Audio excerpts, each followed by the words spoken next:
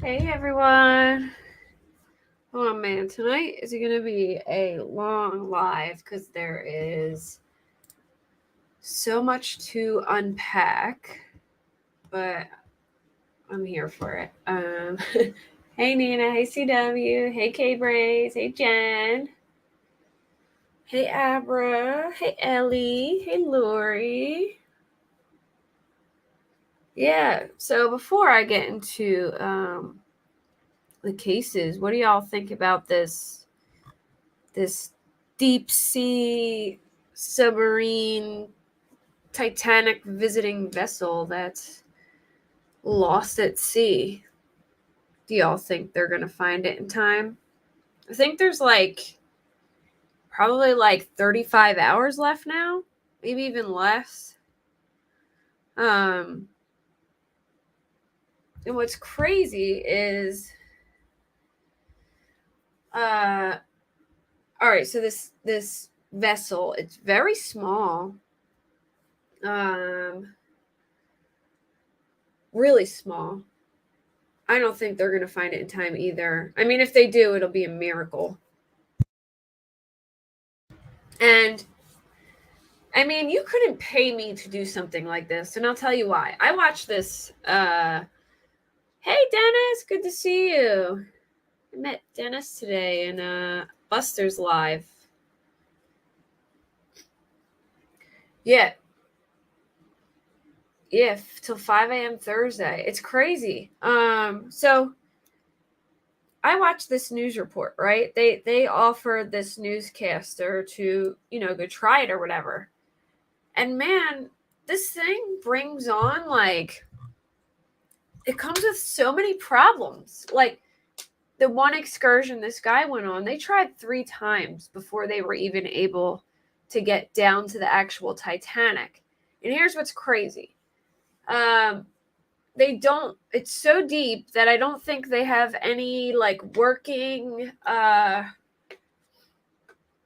GPS system down there. So how they get to the Titanic is this boat above the water finds out where the wreckage is, and then they text them, which they do it through Starlink, the Elon Musk satellite. They text them and they're like, okay, turn 30 degrees here. Like the scientists watch the radar, and then they guide them through text message, which I think is so I feel like it's so faulty, to rely on text messages as communication and to get you to oh really, he's a submariner? I didn't know that, Nina. But yeah, they rely on text messages, and if they lose connection with this upper boat, they're pretty much lost in the dark. I mean, they don't really know where to go because they just, they that's their only way. They don't have any GPS. It's dark down there. They can't see much. So what's crazy is the newscaster who tried it, he went down and they had lost connection with the boat for like an hour or two or something like that. And they weren't able to, go down that time. And then there was another problem another time. I think the seas were choppy. There's just so many things that make it go wrong. So, like, you couldn't pay me to go down there. And here's even crazier part. The door, like the door that they climb in, is bolted.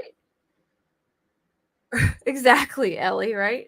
They're a few miles under. I think it's like 2 miles under the water or something like that. Think about that. 2 miles down under the water. Well, they have this door, right?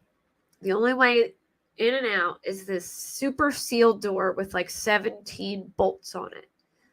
So there's this emergency device that they can pull if they get stuck at the bottom of the ocean that will give them like buoyancy and bring them up to the surface. But even if they're at the surface, they can't get out. Somebody has to open the lid for them, and it's 17 bolts to seal it shut. So now they have people, the rescuers, scanning the top of the ocean and the floor of the ocean looking for them. And who knows if they came up where they floated off to, or if they're down there, or if they imploded. And then here's the other scary part.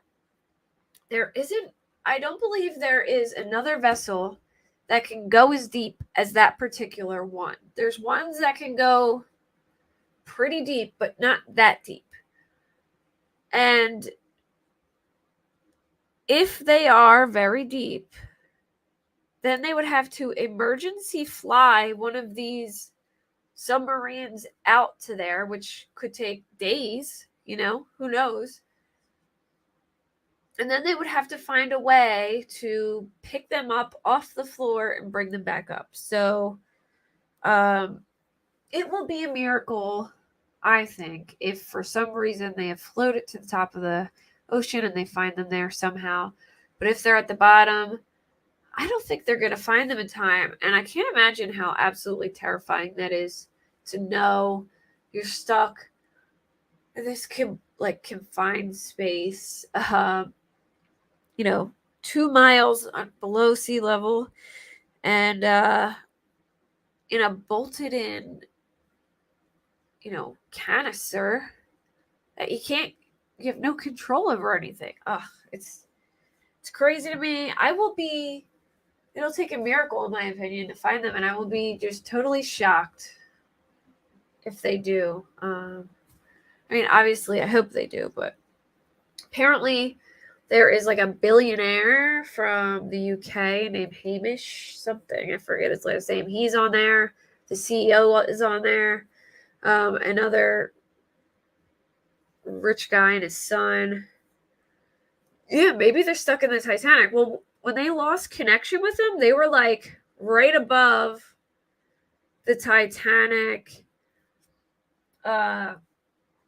wreckage. So I wonder if they got stuck like in the actual wreckage somehow and they can't move to get out. That would be interesting.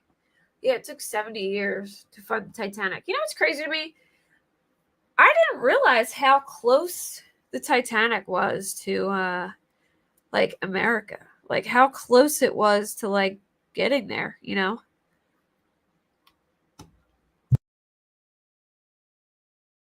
Hey, Risk. Yeah, him and his son, his 19-year-old son. And yeah, that's crazy. Apparently there's all these like TikTok theories on going around saying that the Titanic isn't actually the Titanic and it was the Olympia, and that it was purposely sent out to get messed up because of insurance fraud. Like apparently the Olympia like broke and then they sent that out instead of the Titanic, and that they were identical and they blew it up on purpose. I don't know.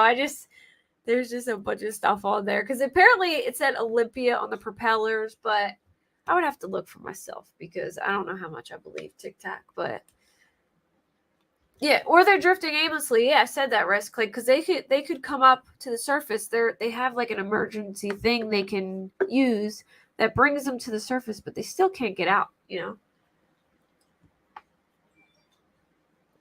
Oh yeah, you couldn't pay me $250,000 to go to do that. Nope.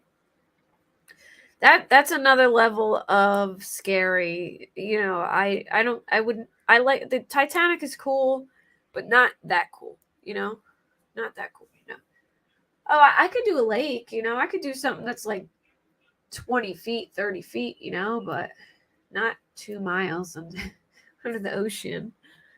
Who knows? Maybe a megalodon got them. Hey, man, Miss Hatter, thank you for joining my membership. Welcome to the Lizard Lounge. Yeah, they can't even stand up. You have to like sit down in there. It's so. How do they go to the bathroom? I mean, do they plan it? Do they have something for them to go to the bathroom? Or is it only supposed to be a few hours so they don't? I'm curious. I didn't even think of that. Like, how could you go to the bathroom in that? That's wild. And also, before I get started, somewhat of an update on the Oklahoma stuff. OSBI released. There was a document released. Hold on, let me read it to you guys real quick. So OSBI is requesting that the medical examiner delay release of autopsy reports of Ivy, Brittany, Michael, Riley, and Tiffany. They didn't ask to delay Holly's or Jesse's, which I'm curious about. But they asked to delay all of the children's, or the young, all the kids. And they said because they are still in the process of extensive amounts of digital evidence obtained during the process of the crime scene. There are other material witnesses that have yet to be identified and interviewed in this matter. Based upon the foregoing, the release of the full and complete reports of the Office of the Chief Medical Examiner would materially compromise an ongoing criminal investigation. It is requested that the release of the above reports be withheld for an initial period of 6 months to allow the OSBI to continue interviewing related persons and allow for a complete review of the extensive digital evidence. A copy of this declaration will be provided to the Okmulgee District Attorney's Office, and a hearing will be set with the appropriate district court to request the extension of time for withholding the reports. Copies of all filings and orders from the district court shall be furnished to the Office of the Chief Medical Examiner. Thank you for your consideration in this matter, and please do not hesitate to reach out if you have any questions or need additional information. So, that makes me happy because it makes me feel like they are actually, really looking into this and doing their due diligence, and maybe have found some information. And yeah, Risk, one stupid tiny window with 17 bolts on it. They can't get out on their own. Or you mean the window to look through? Yeah, that too. Yeah, same, CW. Hey, did I say hi to Jem? Hey, Jem. Oh, the Harmony affidavit is horrible. Hey, Speculation Station. I'm going to read through the affidavit, but it's so long that there are certain parts that I'm just going to because I already read it. I'm going to make sure you get all the important details, but I'm going to try and get through it a little faster by just giving you a rundown but I'll make sure I read out all the really important parts. But let me tell you, we went to the Poconos for the weekend to spend time with my stepdaughter. And oh my goodness, Sunday we all got a stomach virus. We were all throwing up on the ride home. It was an absolute nightmare. And it just started like going away, and I started feeling better last night. And then reading the affidavit today, that really, really churned my stomach. It's bad. Like, it's really bad. I don't even know, like, where to begin to explain, like, how bad it is. It's just horrible. I mean, I wish, for one, Kayla, I feel like, is not going to be... She's not going to get in trouble, in my opinion, even though... Because she's testifying in both the gun trial and Adam Montgomery's murder trial, so she's going to get off, but it just makes me so mad that she's not going to get what I would wish she did. Yeah, nauseous. It made me nauseous. It was that bad. It was horrible. It was like the worst time that you could have, like, worst time I could have read it. And of course, you know, coming off Father's Day weekend, it couldn't have been a worse weekend for fathers. You know what I mean? It was like just piece of crap dads who shouldn't be dads. You know what I mean? Like, just, it was like a terrible weekend for fathers, even though it was Father's Day.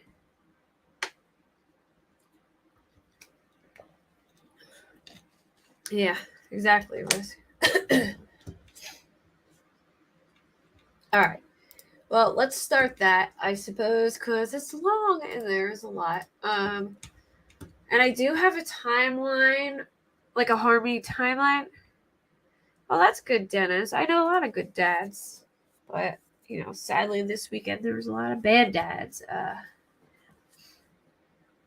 Yeah, I agree, CW. Exactly. So, he's being charged with second-degree murder, tampering with witnesses and informants, falsifying physical evidence, and abuse of a corpse.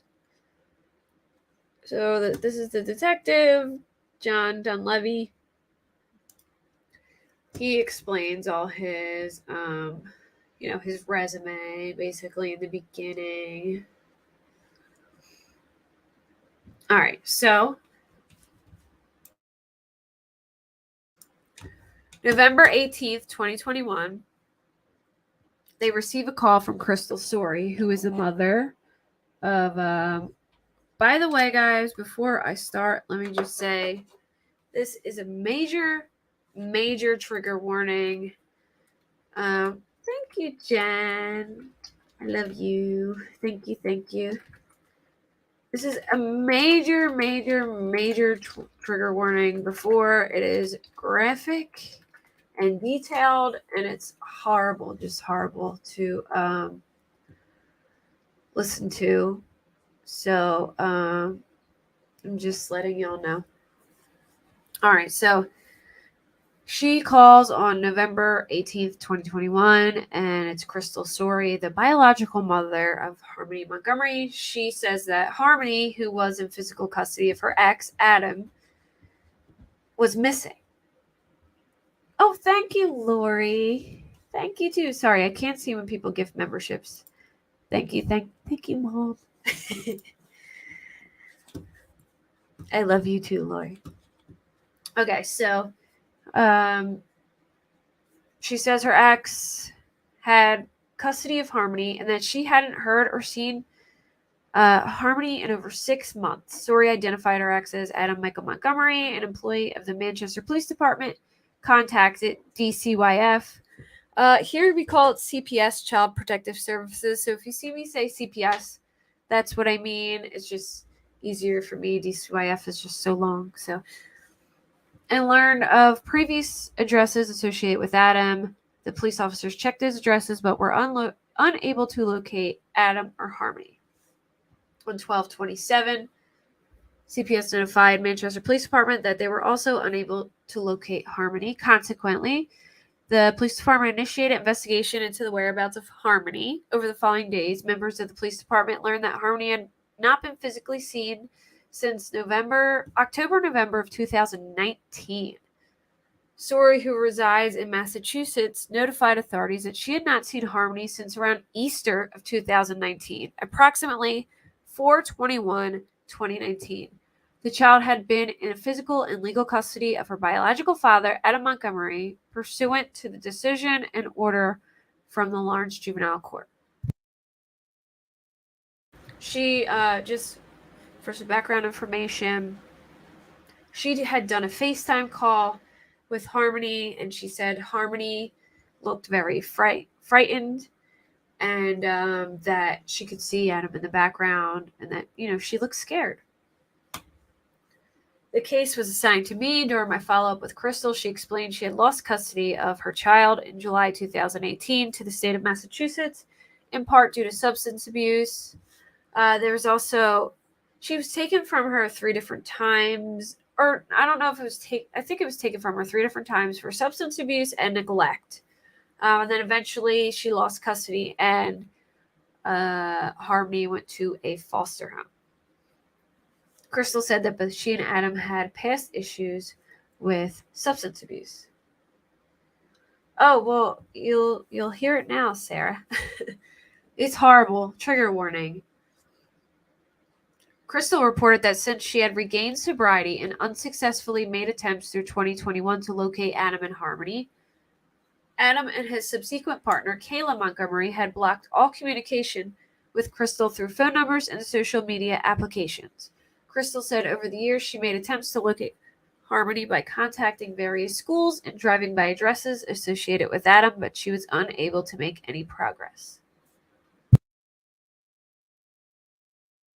I can't even stand thinking of it either, Jen. Especially that he was just like wailing on her every time she had. Could you imagine like having an accident? First off, I will get to this, and I'm kind of jumping ahead just by saying my opinion here, but they were living in a car. There's no bathroom to just get up and go to the bathroom whenever the hell you feel like it. So how can you expect this poor girl not to have accidents? So, Crystal said that she believed she last physically saw Harmony during a FaceTime video call around Easter. Crystal stated that Adam was visible in the background of the call, and Crystal recalled that Harmony seemed frightened. Beginning on December 27, 2021, members of the police department actively made attempts to track down Adam and to talk to involved family members to establish the last time that Harmony was physically observed and known to be safe. Officers and investigators were initially unable to make contact with Adam via phone. However, investigators were able to make contact with various family members, including parties associated with Adam who reside in Florida. Through these family members, investigators received information that Adam had previously admitted to giving Harmony a black eye in approximately July 2019. So, in July 2019, Adam's brother went to the house and he observed Harmony with a black eye. And Adam had admitted to her that to him that he had roughed her up because I think it was a bathroom thing then too. And then he anonymously called CPS on him. Thanks, Random Man. It's fine.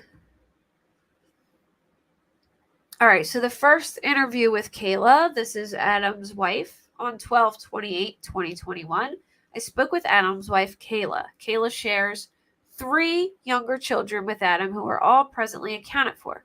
During my follow-up with Kayla, I asked about the last time she had physically seen Harmony.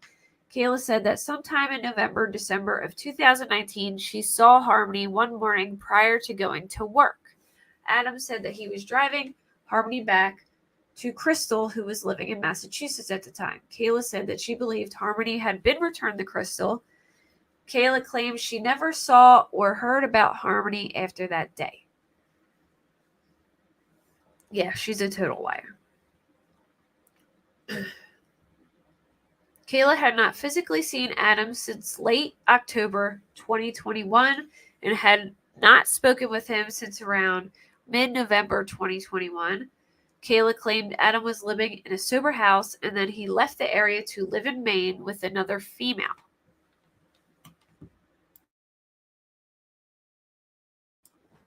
Okay, so now they first make contact with Adam.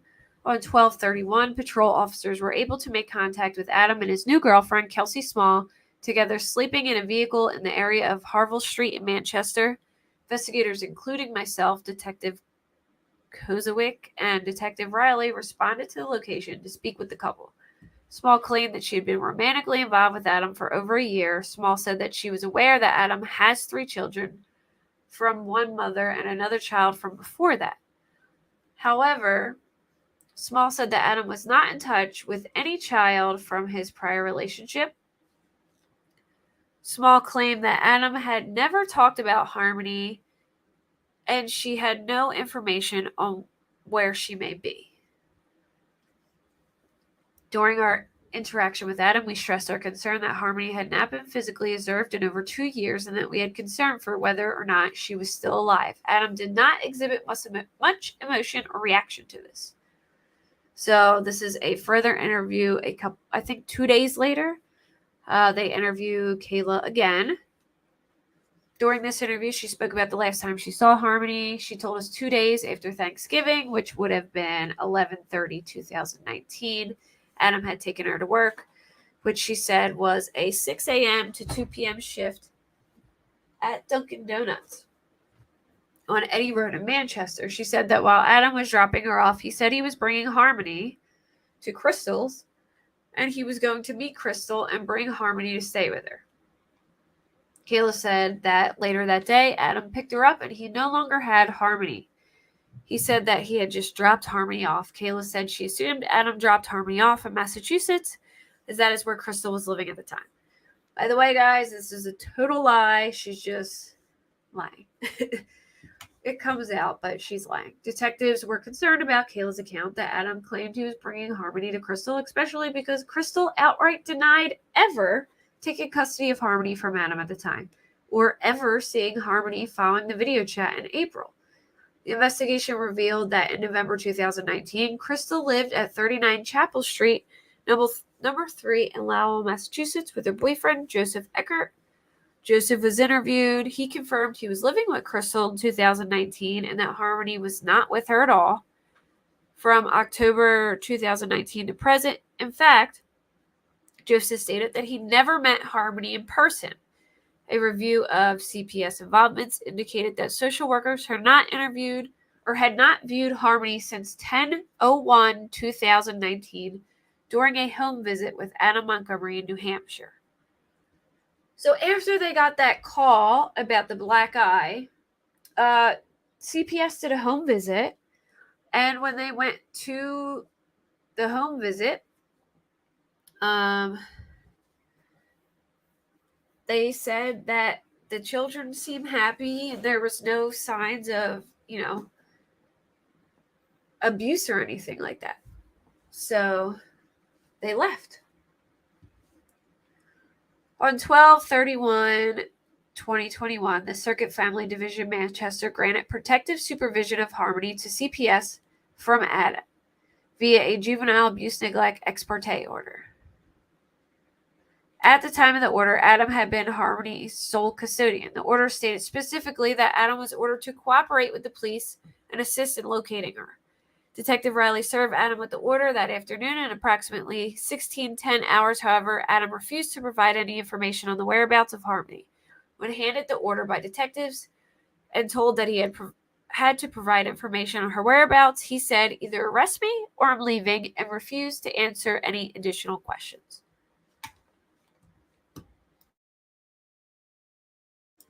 Yeah, I can't believe he ever got custody to begin with. He shot somebody. Um, he had a lengthy history of drugs. I mean, I just can't believe that they ever gave him custody and didn't look into it as good as they should have. Oh, I was thinking, I saw this post of somebody, they got like a strawberry shortcake. So it was a vanilla frap with white mocha and strawberry inclusions and some graham cracker like topping. It looked so good. Next time I go out, I'm stopping at Starbucks and getting it. But they said it tastes just like strawberry shortcake. I actually think I have strawberry shortcake popsicles in the freezer. And maybe I should text Dave and tell him to bring me one. All right. Where was I? I got sidetracked by strawberry shortcake.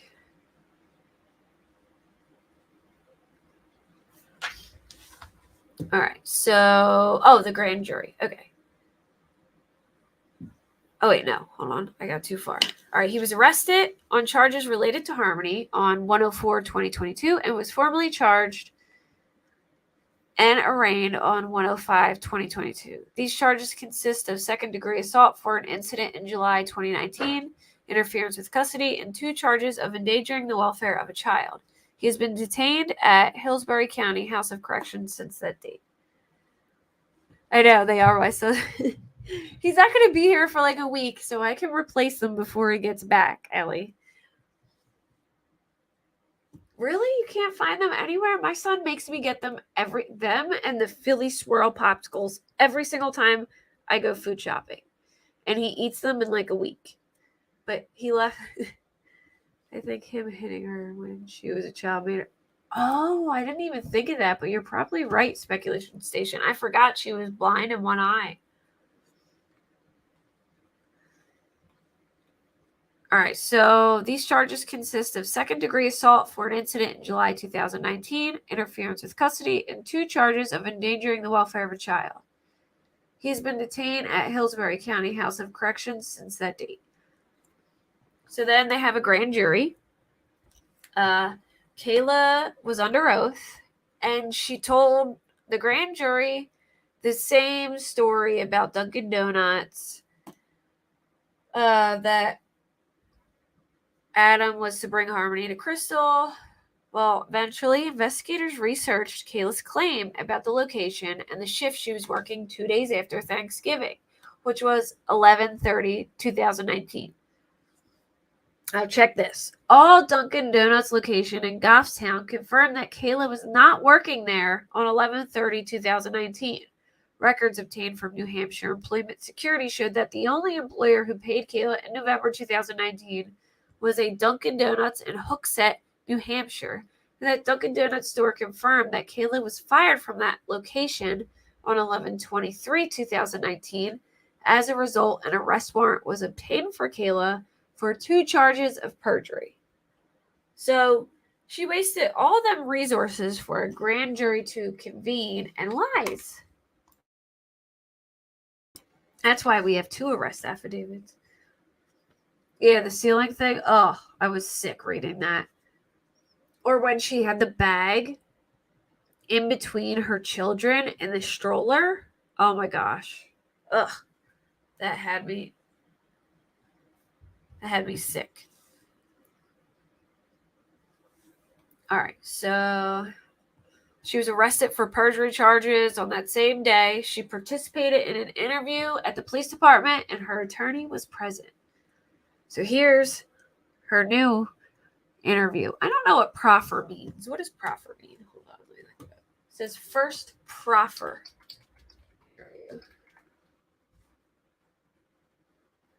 A proffer interview is a meeting between a criminal defendant or someone under investigation. Ah, okay. So this was her first proffer interview. During the proffer interview, Kayla admitted that she lied during her grand jury testimony. She stated that she had information related to Harmony.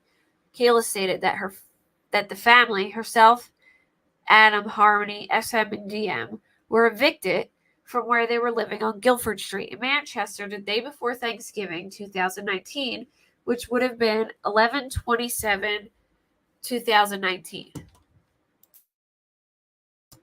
So I was convinced that Harmony had been killed at that house, and then, they got kicked out. But boy, was I wrong. It's called proffer, like PROFFER.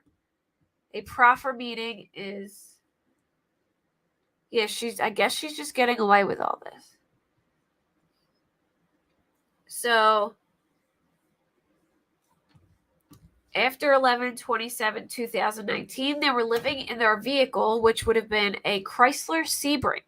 During their time living out of the vehicle, they stayed in the parking lot of Colonial Village on River Road in Manchester, where their friend Anthony Badera lived.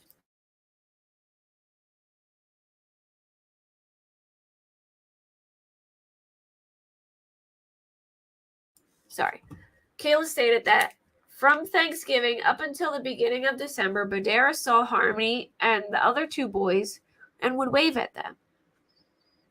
She also said that Badera brought them Thanksgiving leftovers while they were in the Sebring, and that he saw Harmony at the time, and he and Harmony waved at each other.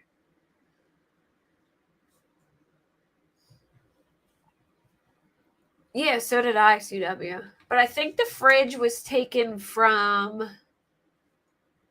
Wasn't the fridge taken from that, apartment place that they moved to? The apartment that was set up with the county or whatever. All right, so Kayla stated that on the day the Chrysler Sebring broke down, known to be 12/7/2019, Adam Montgomery struck Harmony, which caused her death. Thank you. Kayla stated that while living in the vehicle together, Adam was extremely upset that 5-year-old Harmony was not saying when she needed to go to the bathroom and was having accidents in the car. She was probably terrified of her dad. You know what I mean? She was probably scared to ask him because he would probably get, in my opinion, from the sound of it, he probably got mad no matter what. If she asked to go to the bathroom, he probably got mad that he had to take her. And if she had an accident, he probably got mad that she has an accident. So I just feel like either way, it would have been a problem for him just from the sound of how he was.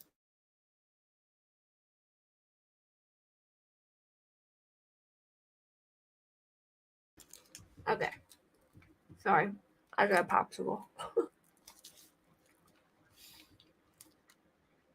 So, Kayla stated that after each accident, so there was multiple, Adam would get upset and would strike Harmony in the face with a closed fist.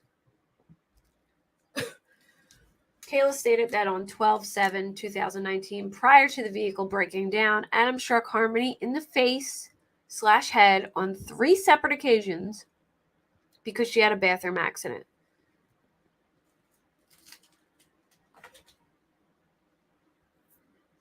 So, the house they searched, I thought it was that big white house that was in multiple apartments. I think it was the house.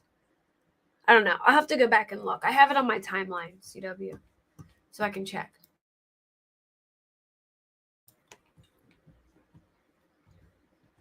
Kayla stated that on 12/7/2019, prior to the vehicle break-in... Oh, wait, I said that.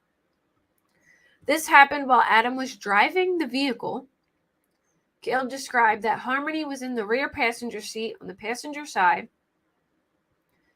And while Adam was driving, he turned his body and delivered sets of 3 to 4 blows with a closed fist to Harmony's face and head on 3 separate occasions over the course of a few minutes.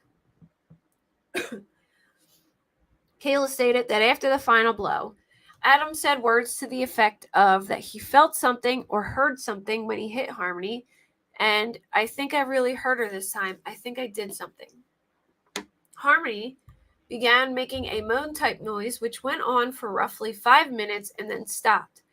At no time, get this, at no time did anyone stop or get Harmony medical attention as a result of this assault.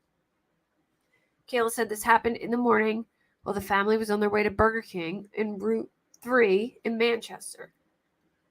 And afterwards, the family returned to the parking lot of the Colonial Village apartments. The family stayed at Colonial Village for approximately 20 minutes, during which time no one checked on Harmony.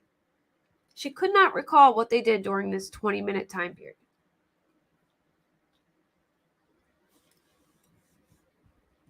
.644 Union Street. That was the one they took the refrigerator from, or that was the one they got evicted from? I have a timeline.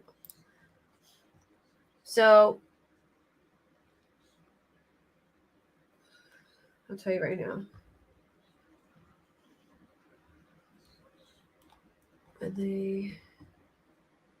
So they searched 77 Guilford Street.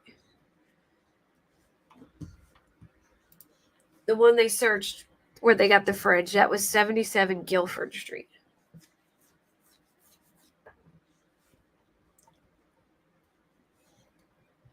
So, here's what this is what bothers me. One, how could a mother sit there and not stop this man from wailing and punching a little child with a closed fist? Because ain't nobody punching a kid in front of me. No way, no how. You are like, I'm not letting anybody punch a kid in front of me. Second, why wouldn't you check on her when she's making some moaning sound? Oh, in my timeline it says they searched Guilford Street.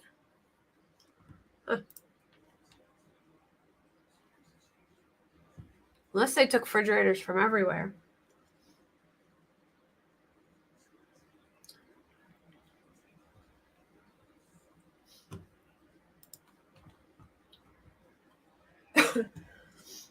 House they searched was YouTube fridge from the apartment. Okay. So Guilford was private apartment. Okay.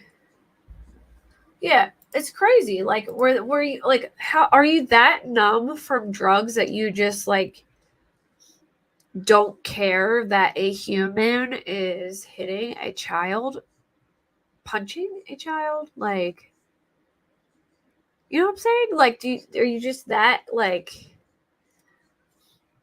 numb to emotion? That's just crazy to me.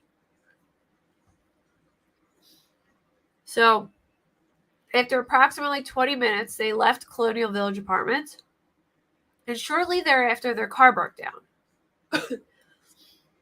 Sorry, the popsicle's making my throat cold. Kayla said she thought the car died at probably 8 or 9 a.m. Like, who knows if they were even getting any sleep? No normal person could let that happen, ever. According to Manchester Police Department records, the car was broken down in the intersection of Elm and Webster Street at approximately 12:11 p.m. on 12/07/2019. Kayla said it was at that time she and Adam discovered that Harmony... Excuse me. Harmony was not breathing and deceased, and Kayla stated that Adam went to the trunk of the vehicle, removed clothing. Hey, Day! I gotta finish this popsicle. Oh, it was so good. I'm gonna have to find you some popsicles and send them to you, Jem. Somehow. I don't know how you would send popsicles, but in dry ice. So, Kayla stated that Adam went to the trunk of the vehicle, removed clothing from the black and red Under Armour duffel bag, and placed the lifeless body of Harmony into the bag. Kayla stated at no point Did either of them have any conversation about getting any type of life-saving measures for Harmony? Not take her to the hospital, nothing of that nature. And that Adam simply put Harmony's dead body into the bag and walked it back to the parking lot of the Colonial Village apartments. Yeah, this case is terrible. It's horrible. In 2021 is kind of like when it was all announced, but it hasn't really come to fruition till now. You know what I mean? But I think they were probably so concerned with. Why don't I see Sarah's comment? For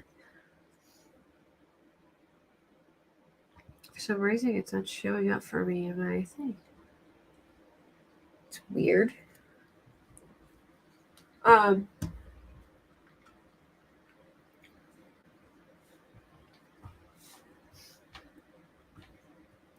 Yeah, right? Right, crazy Italian lady? Same. So, I think they were probably so concerned with getting drugs and getting high again. And, you know, whatever, that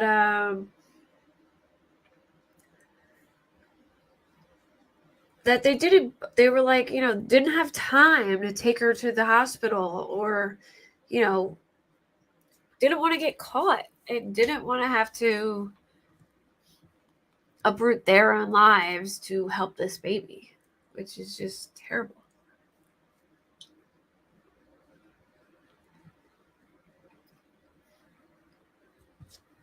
Kayla indicated that once back at Colonial Village, Bodero drove them from the apartment complex.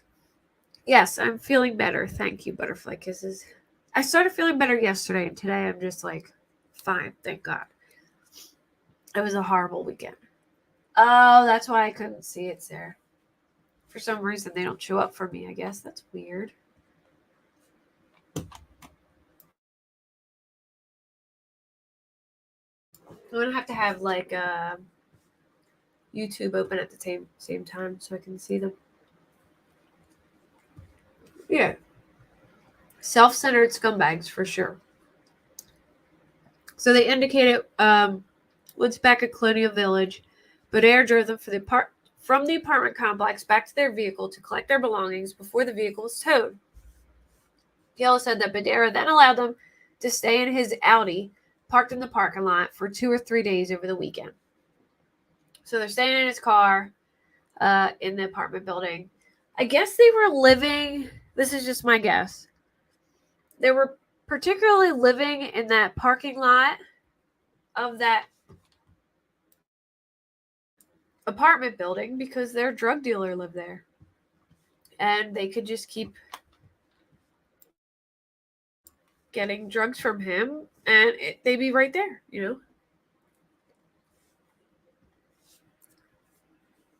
Kayla stated that while they were staying in Bodero's Audi after Harmony's death, Adam was keeping the bag with Harmony's body inside of the trunk of the vehicle, but also would leave it out on the snow to stop the decomp of the body from happening. So here's Anthony Bodero's grand jury testimony. He testified to a grand jury that after the Montgomery family was evicted, he allowed them to stay in his car, an Audi, for 2 days. He said he believed it was the weekend immediately after Thanksgiving, which would have been approximately 11:30 and 12:01, 2019. And he testified that he brought Thanksgiving leftovers to the car for them to eat. He testified that he did not see Harmony in the Audi, that it was only Adam, Kayla, and the 2 youngest boys, which is correct. I'm thinking maybe he brought the leftovers to their Sebring, but he didn't see Harmony in the Audi. He testified that he never bothered to ask where Harmony was. He testified that only 2 times he ever saw Harmony were back in August and September 2019. He testified that when the Montgomerys left the Audi after the 2 days they stayed there, that he believed Kayla said she was going to her mother's.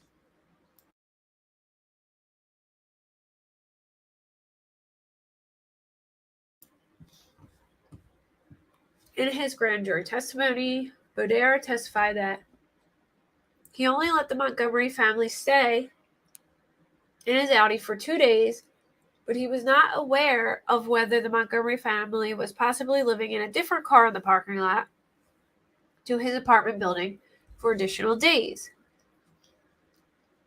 He said that they could have stayed in their own car, the Chrysler Sebring, before it got messed up.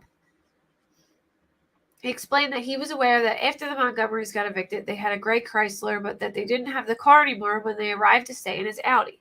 He was probably getting the time frame mixed up because it was so close that, like, he was thinking, you know, he had brought them stuff out before then, or maybe he brought it out, but he brought it to the other car, but he was kind of like, you know, smushing it all together. I mean, you got to remember this is like 2 years after this all happened, so it's got to be pretty hard to recall. I can't remember. I mean, I can hardly recall something that I did 2 years ago in great detail, unless it was something important or traumatic, like the death of my kid. You know what I mean?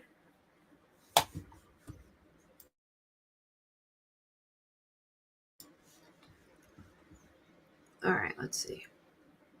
He said that when they arrived to stay in the Audi, they were dropped off by some friends of theirs who was a girl, and that they didn't have anything other than the 2 boys and formula for the baby and diapers. He said they didn't have anything else, not even bags of clothes. So Donna Demers, that is Bodera's girlfriend, her testimony. She only saw Harmony in September of 2019 together with Bodera. She testified about the Thanksgiving leftovers being fresh, and she believed Bodera gave them to the Montgomerys either on Thanksgiving Day or the next day. She testified that she had a brief opportunity to look inside the car the Montgomerys were in, which she said was Bodera's car, the Audi, and that she only saw 2 younger children in the car, not Harmony. Demers was confident that Harmony was not in the car. The grandparents? Okay, so I think Adam's mom lived in Florida. I think they moved to Florida. I think he was living with them when he was sober, and then he got messed up again, and I think at some point they moved to Florida. I don't really know the relationship with Adam and like his mom or dad or anything. And Kayla's mom, they stayed with her for like 2 weeks, but they were drug addicts who would pretty much do anything. I mean, they from what I heard, they would do crack, meth, heroin. I mean, whatever they could get their hands on, they would do. All right, so then I guess Anthony Bodero's proffer interview, which I suppose he was being charged for selling drugs, because he would technically be like somebody being charged with something and then giving an interview after he's being charged, from what I read a proffer interview is. So Senior Assistant Attorney General Jesse O'Neill, Detective Max Rahill, Deputy Tubbs of the U.S. Marshals, and Bodera's attorney Ashley Sheeham, and myself. Bodera indicated that he had met Adam Montgomery through Kayla in 2019. He admitted that he did provide crack and fentanyl to the Montgomerys. Bodera stated he would buy the Montgomerys food stamps off them prior to them staying in his vehicle and after they stayed in his vehicle. Bodera stated that after Thanksgiving of 2019, the Montgomerys came to him with just their 2 boys and no Harmony and asked if they could stay with them due to them being evicted and their car breaking down. Bodera did not recall how the Montgomerys arrived at his home, Badera stated they arrived with few belongings and recalled a trash bag. Badera offered them his Audi to sleep, which was parked in the rear of his Colonial Village apartment.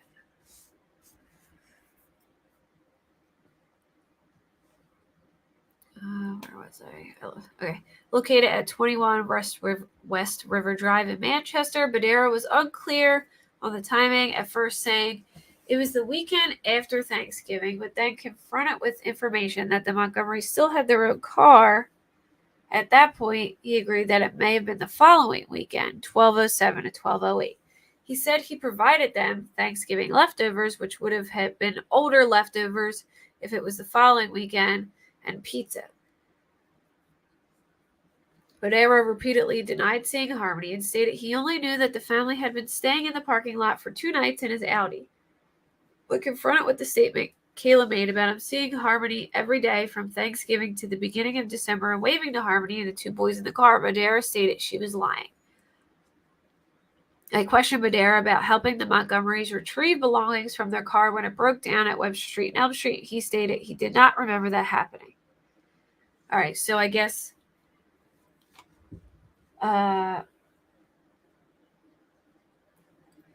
yeah, nobody at all. Grandparents can't get custody of my sister. Yeah, they can in a lot of states actually, but I don't really know the extent of like his relationship with his parents, if they were even like close or anything like that. I have no idea. So then I guess Donna Demers was arrested too because she also had a proper interview. She only stayed at Badera's part-time and she primarily resided with her parents in Derry, New Hampshire. Demers recalled the Montgomerys arriving at Badera's apartment and that they appeared stressed and mostly concerned with getting drugs. Demers recalled them carrying duffel bags and trash bags, and when asked if there was any color to the duffel bag, she stated she believed there was but could not recall any details. She was not aware if Badera had helped the family retrieve any of their belongings from the car, which had broken down. Demers remembered Adam, Kayla, and their 2 boys arriving, but was adamant she never saw Harmony. She recalled bringing fresh Thanksgiving leftovers, possibly the day after Thanksgiving, to the Montgomerys when they were living out of the car. She initially recalled that the Montgomerys were living out of the Audi at the time, but when confronted with information that the Montgomerys sold their own car that weekend, she admitted she may not remember the car correctly. She stated that when she brought the Thanksgiving leftovers, there were 2 kids jumping around in the back seat, and she did not see Harmony in the car. At the time, SM was approximately 2.5 years old, and DM was approximately 10 months old, and it is unlikely that a 10-month-old would be jumping around. Not jumping around, but a 10-month-old could be like climbing around. Therefore, investigators believe that Demers may have seen Harmony without realizing it was her.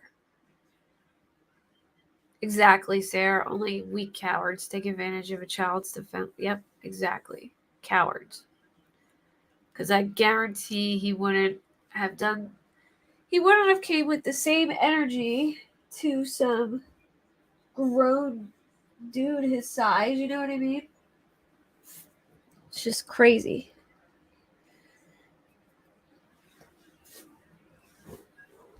Alright, Facebook and Google search warrants were obtained. Location data was consistent with the Montgomery staying in Colonial Village parking lot from approximately 11:27 to 12:08, which corroborates Kayla's account of the time period they stay there.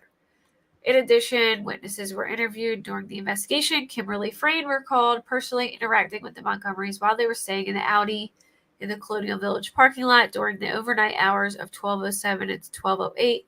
Frayne went to help the Montgomerys because the Audi had died, and Kayla was worried the family was in danger from the cold. Frayne said that she did not see Harmony at the time, and it was only Adam, Kayla, and the 2 boys. Facebook messages between Matt Gendron and Kayla Montgomery also confirmed this date and time frame, showing Kayla reaching out to Gendron about the Audi having died and being concerned about the cold. December 7th to 8th, 2019 would have been the weekend following the weekend after Thanksgiving. In other words, 1 week after the weekend Badera testified he believed Montgomery stayed in his Audi. This corroborates Kayla's time frame of when they stayed in Badero's Audi, which I'm sure would have been memorable for her because of the significance of the situation. Good night, Ellie. Good question, Speculation Station. I'm not sure, but yeah. Somebody should be held accountable for not looking into this man before giving him custody. All right, so interviews of Courtney O'Brien and Matt Garcia. Investigator on 105, 2022. Investigator spoke with Courtney O'Brien, who said her husband, Matt Garcia, had known Adam their entire life. Adam used to work for her. She related how she and Garcia had seen Adam, Kayla, and Harmony and the two boys Thanksgiving night, and that the family was living out of the Sebring at the time. O'Brien recalled a conversation she had with Adam between December 2019 and January 2020, during which Adam said Harmony was with Harmony's mom, and that happened really fast, and Harmony wouldn't stop peeing her pants, and she was better off with her mom. On 105, 2022, investigators also spoke with Matt Garcia. Separately from Courtney O'Brien, Garcia explained that he and Adam met when Garcia, was 14 years old. He considered Adam to be a friend. Garcia said the only time he saw Harmony was on Thanksgiving 2019 when Adam, Kayla, and the kids were living in a car. Garcia told investigators about a phone call he had with Adam on 12/31/2021, which was after news broke that Harmony was missing. Garcia said he asked Adam about the news regarding Harmony, and Adam said he had talked to police that morning. Adam told Garcia he didn't know why the police were bothering him, and then he gave Harmony back to her mother after Garcia had seen her on Thanksgiving. Garcia said he goes, the kid, Harmony, wouldn't stop pissing and shitting everywhere. She was driving me nuts. We were living in a car, so I let her. I had her mom come and get her. Garcia elaborated, speaking as if he was Adam, that Harmony was having accidents everywhere, all the time, every 5 minutes. We were living in a car. I couldn't take it. I had to give her to her mom. Which, I suppose, has an ounce of truth in it. She was probably having a lot of accidents. I mean, they were living in a car. They didn't exactly have a bathroom for her to use. So what was she supposed to do? But he probably got mad every time she had to go to the bathroom. Information from O'Brien and Garcia is consistent with Kayla's information that Adam would get upset with Harmony over her bathroom accidents and eventually killed her due to having a bathroom accident in the car. They located the Chrysler Sebring the family lived in after being evicted from 77 Guilford Street. Oh, you know what? You're right, CW. The Guilford Street was when they first searched it. Isn't that when they first searched it? The house? Yeah. So you're right. They searched that first, and then later they searched the Union Street one. I think Guilford Street was the actual house, though. Because Guilford Street was that house where they had the generator running from outside the window for electricity. Remember that?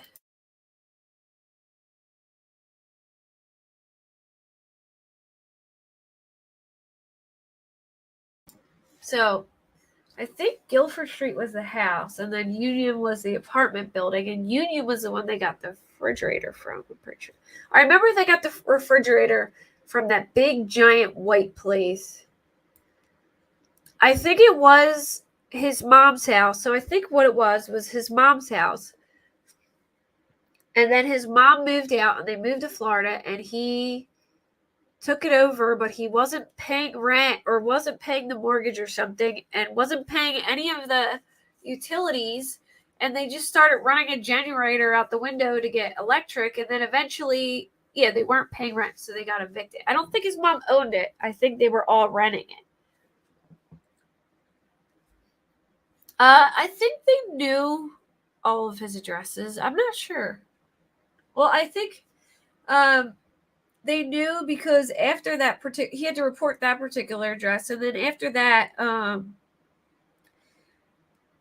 I guess for like food stamps and things like that, they needed to know where they were, and then they got a place through the county so they would know where they were then too. So they got a hold of the Sebring vehicle had a call for service at 12:11 p.m. on 12:07 at Webster and Elm Street, which is consistent with Kayla's statement that Adam killed Harmony the day the Sebring broke down. Tow documents show the tow company was on scene to tow the Sebring from 12:52 to 1:39.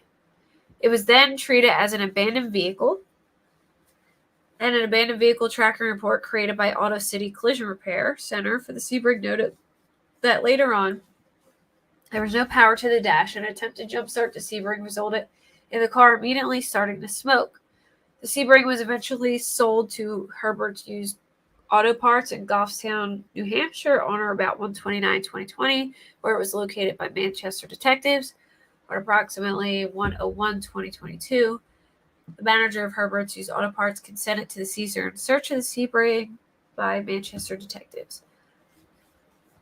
During the search, they located a Petrol electric toothbrush. The toothbrush was submitted to the forensics laboratory for DNA analysis. A buccal swab was taken from Crystal and submitted to the state lab for comparison purposes.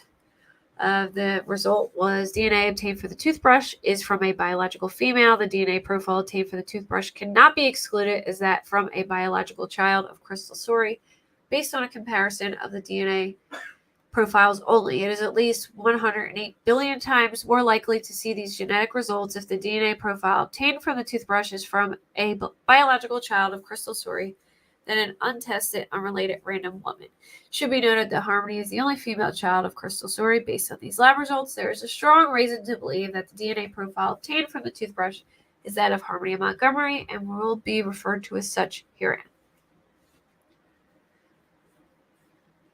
Okay, Union is apartment. All right, yep, that's what I thought. So Union Street was the apartment one that they got from, like, the city or whatever.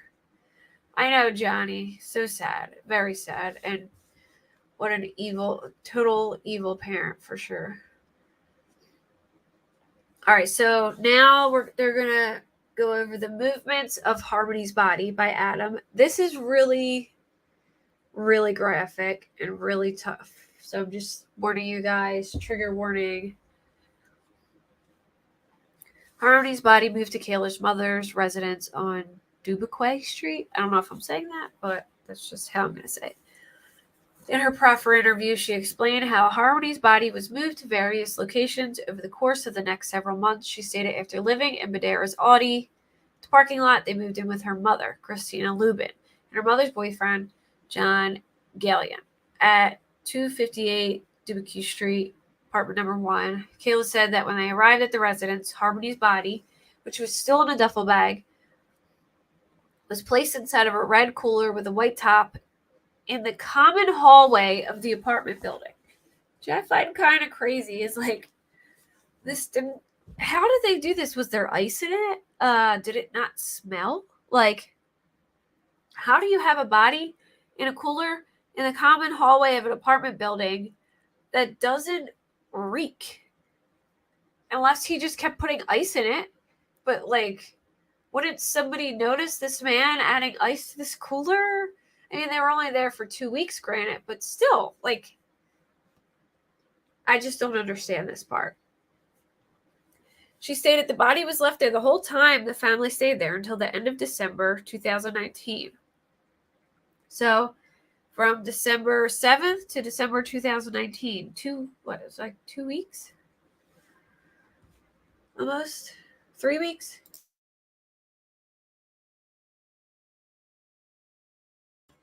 On February 18th, 2022, Lubin testified for a grand jury, said that Adam, Kayla, SM, and Dia moved in with them for 2 or 3 weeks, and they left on December 30th or 31st. She said they did not have Harmony with them, and Kayla told her that Harmony had gone to live with her mother at a rehab facility in Massachusetts. Lubin testified that during that time frame of December 2019, she was not aware of Adam or Kayla making any effort to get in touch with Harmony or Sorey. She also testified that in that time frame, she did not see Adam or Kayla cry about not having Harmony. I know, speculation station, I know. In a freaking cooler in the common hallway. They traveled to the apartment. They obtained consent to search from Lubin and Gallion. I explained to Lubin that I needed to obtain a red cooler with a white lid. She stated the cooler had been in her bedroom closet for close to 2 years. I asked her if this cooler had previously been in the common hallway. She confirmed it was. They consented to search and seizure of the cooler. Pictured below, the cooler was submitted to the state lab for processing. According to reports received from the state lab, results of a screening test performed on samples of the cooler were negative for the presence of blood. In addition, no suitable areas of friction ridge detail were developed on the cooler. So I'm guessing it was... Yeah, right? So I'm guessing that he had it like in the bag in the cooler. And look how small this cooler was. I mean, it's not that big. Like, how did they fit it in there? Unless the picture is just like, not as like maybe it's a little bigger than it looks, but that looks like a small cooler. Okay, so after they left their mother's house, they moved into a family in transition shelter at 177 Lake Ave. Number 1, Manchester, New Hampshire. This was approximately 12/30/2019. In her proffer interview, Kayla said that the Under Armour bag with Harmony's body was brought to the Fit shelter as well. Kayla said that Adam placed it in the ceiling vent in the bedroom. Kayla stated that during this time there was liquid. This is so freaking gross. This is disgusting. So it's in their ceiling where they sleep, by the way. He placed it in the ceiling vent on top of that. It's in the vent. Kayla stated that during this time there was liquid coming from the bag containing Harmony's dead body. There was an odor. She said Adam placed a trash bag around the bag to keep it from leaking. This is what it looked like. And that is the vent. See the vent on the ceiling? They searched the place on 6/04/2022. They located the ceiling vent. They removed the vent and a big portion of the sheetrock next to the opening of the ceiling vent. The smell was consistent with decomp, they said. This is a photo. The detective who was standing up in the ceiling vent hole after the vent was removed, and that's the staining. So, that would probably be right where he put it, right next to the vent. That's the staining on the vent. A large section of sheetrock was removed and seized, which is so crazy to me. They put sheetrock right over, the ceiling tracks. I guess drop ceiling tracks. They just put sheetrock over it. I've never seen that before, but hey, I guess you can somehow. The ceiling vent itself was also seized, the metal framing and the hole for the ceiling vent. The photo below shows an area of sheetrock and metal framing that was seized. The area of the stain is again circled. So you can see it right there. Yeah, imagine the night exactly. The ceiling sheetrock with metal framing attached together the vent were submitted to the state lab. They wrote that 13 areas of friction ridge detail were developed, 6 on the metal framing attached to the sheetrock, and 7 on the metal vent itself. In a report dated 7/06/2022, criminalist Orlowitz noted that all areas of friction ridge detail were sufficient to be identifiable, and some of the areas containing multiple impressions. In all, criminalist Orlowitz noted and analyzed 10 identifiable impressions, 9 from the metal vent and 1 from the metal framing. They matched all 9 of the identifiable impressions from the metal vent to Adam Montgomery, 3 to his left middle finger, 2 to his left little finger, 1 to his left ring and middle finger simultaneous finger impression, 1 to his left index finger, 1 to his right index finger, and 1 to his left palm. Both Adam and Kayla were excluded from the impression from the metal framing, so that impression was subsequently searched through multiple automated biometric identification system databases, and as a result, the impression on the metal framing was identified as figure impressions of someone named Yared Lujano Mondrag. They were able to confirm that the individual named Yared Lujano Mondrag was the drywall installer who worked on 177 Lake Ave building. Adam was a drywalker? I didn't know that. He didn't do this drywall, though. The state confirmed that serology testing in the ceiling section produced several positive samples of human fluids. They attempted DNA analysis on the ceiling section, but it was not successful due to what has been explained to me as the presence of potential inhibitors which prevent further analysis. 2 samples were cut from the area of staining and 1 from the framing, and they were sent to DNA Labs International in Florida, as well as Harmony DNA profile obtained for the toothbrush and Crystal Story's DNA profile obtained via consent and Adam's DNA profile obtained via search warrant. When tested, one of the samples from the stain and the sample from the metal framing had insufficient amount of DNA, and no further analysis was performed. The other sample from the stain indicated a mixture of at least 2 individuals with at least 1 male contributor. Due to the complex nature of the mixed DNA profile, it was inconclusive for comparison purposes. Subsequently, a decision was made to send the entire ceiling section to DNA Labs with the expectation that, seeing this section, analysts were able to identify the best areas for testing. Prior to sending the ceiling, the metal framing was removed. When the metal framing was removed, darker staining was observed under some of the metal framing pieces. This staining appeared to have emanated from the area of staining that was first observed, as if the cause of the first area of staining had also wicked beneath the bordering metal framing. The darker staining was thick in some areas and had a texture. It had a scent consistent with decomp. In addition, looking at the bottom of the metal framing that was touching the darker staining, it appeared as if the darker staining had adhered to the metal framing as well. Anyway, they were able to test that particular stain. There was texture observed. You could see the stains on the metal frame. So that was sent to the DNA labs. And the DNA profile obtained for the sample is approximately 4.1 billion times more probable if the sample originated from Harmony Montgomery and an unknown person than if it originated from 2 unknown persons. This analysis provides very strong support for the proposition that Harmony is a contributor to the DNA profile obtained from the sample. The report also notes limited support for proposition that Crystal Story and Adam Montgomery are not contributors to the DNA profile obtained from the sample. Further testing was performed on ceiling sheetrock. Harmony Montgomery, Crystal Story, and Adam Montgomery could not be ruled out as possible contributors. The report noted that the DNA profile obtained from the sample is approximately 1.1 trillion times more probable if the sample originated from Harmony Montgomery and 1 unknown person than if it originated from 2 unknown persons. This analysis provides very strong support for the proposition that Harmony Montgomery is a contributor to the DNA profile obtained from the sample.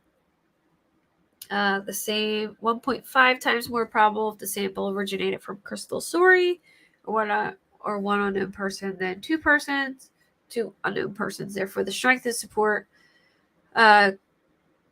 or either proposition could not be determined as the likelihood ratio is uninformative. The DNA profile obtained from the sample is approximately 69 times more probable if the sample originated from 2 unknown persons than if it originated from Adam Montgomery and 1 unknown person. This analysis provides limited support for the proposition that Adam Montgomery is not a contributor to the DNA profile obtained from the sample.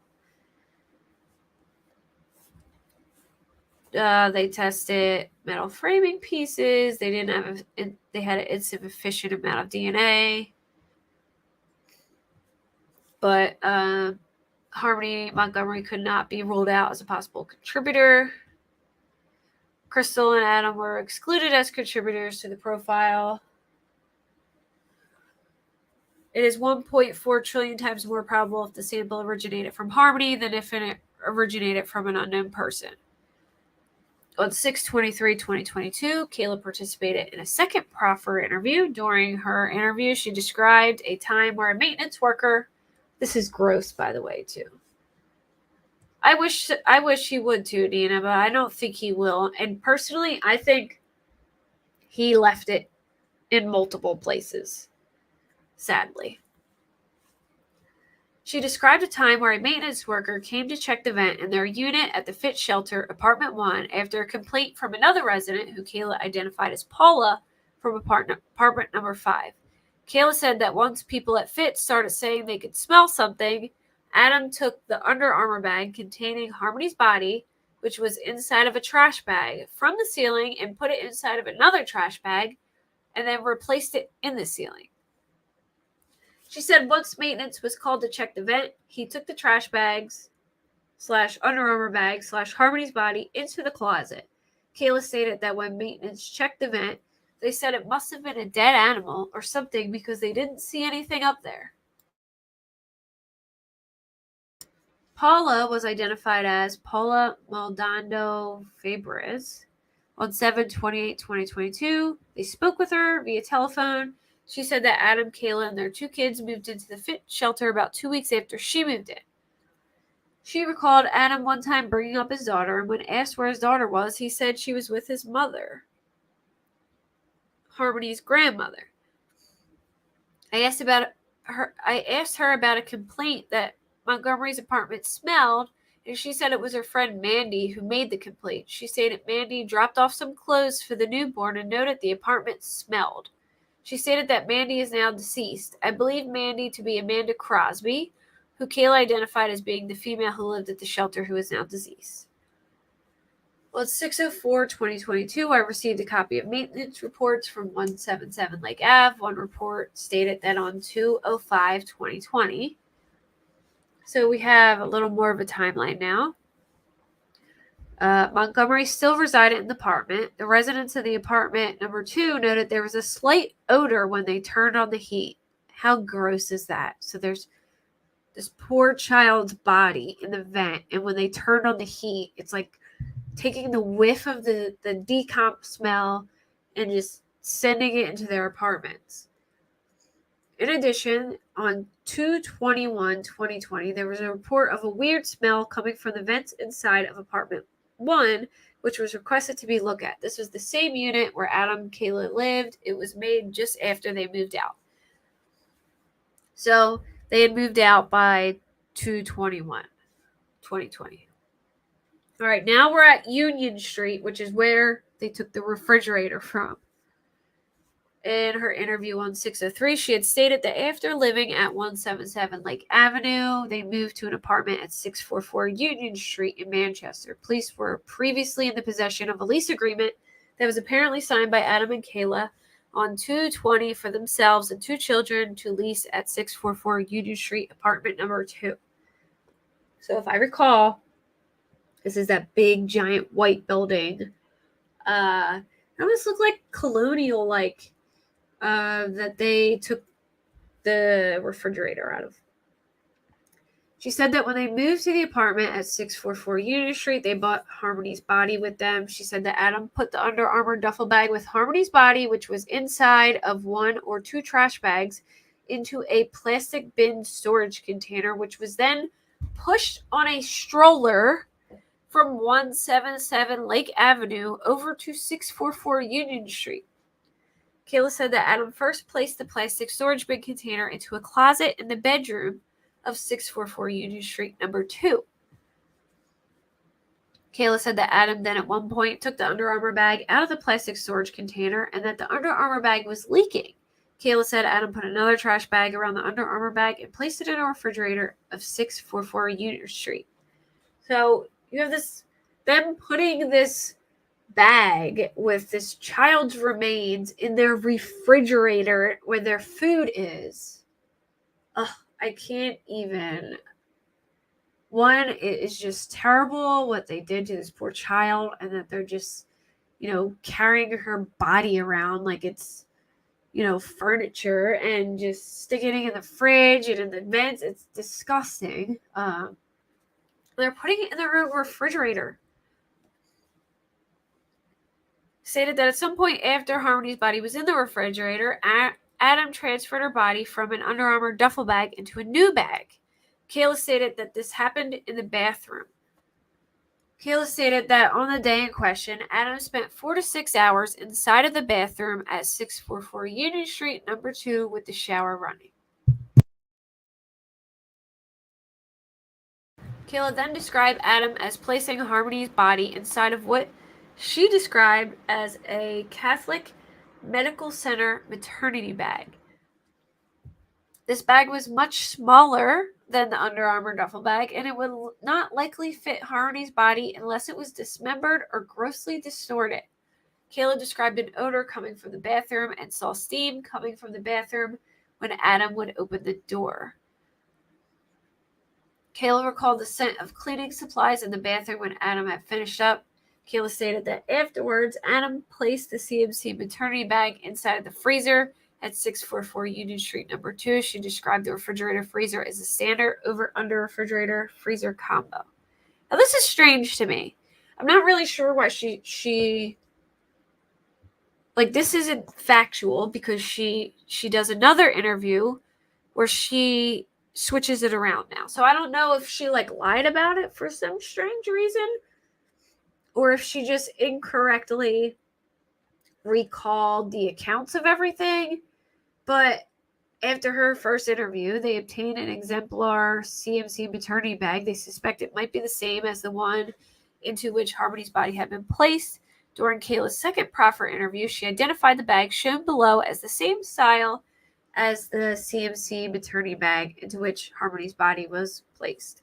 So, as you can see, 1, 2, 3, 4, 5, 6, 7, 8. Just how small this bag is. This is 18 inches up.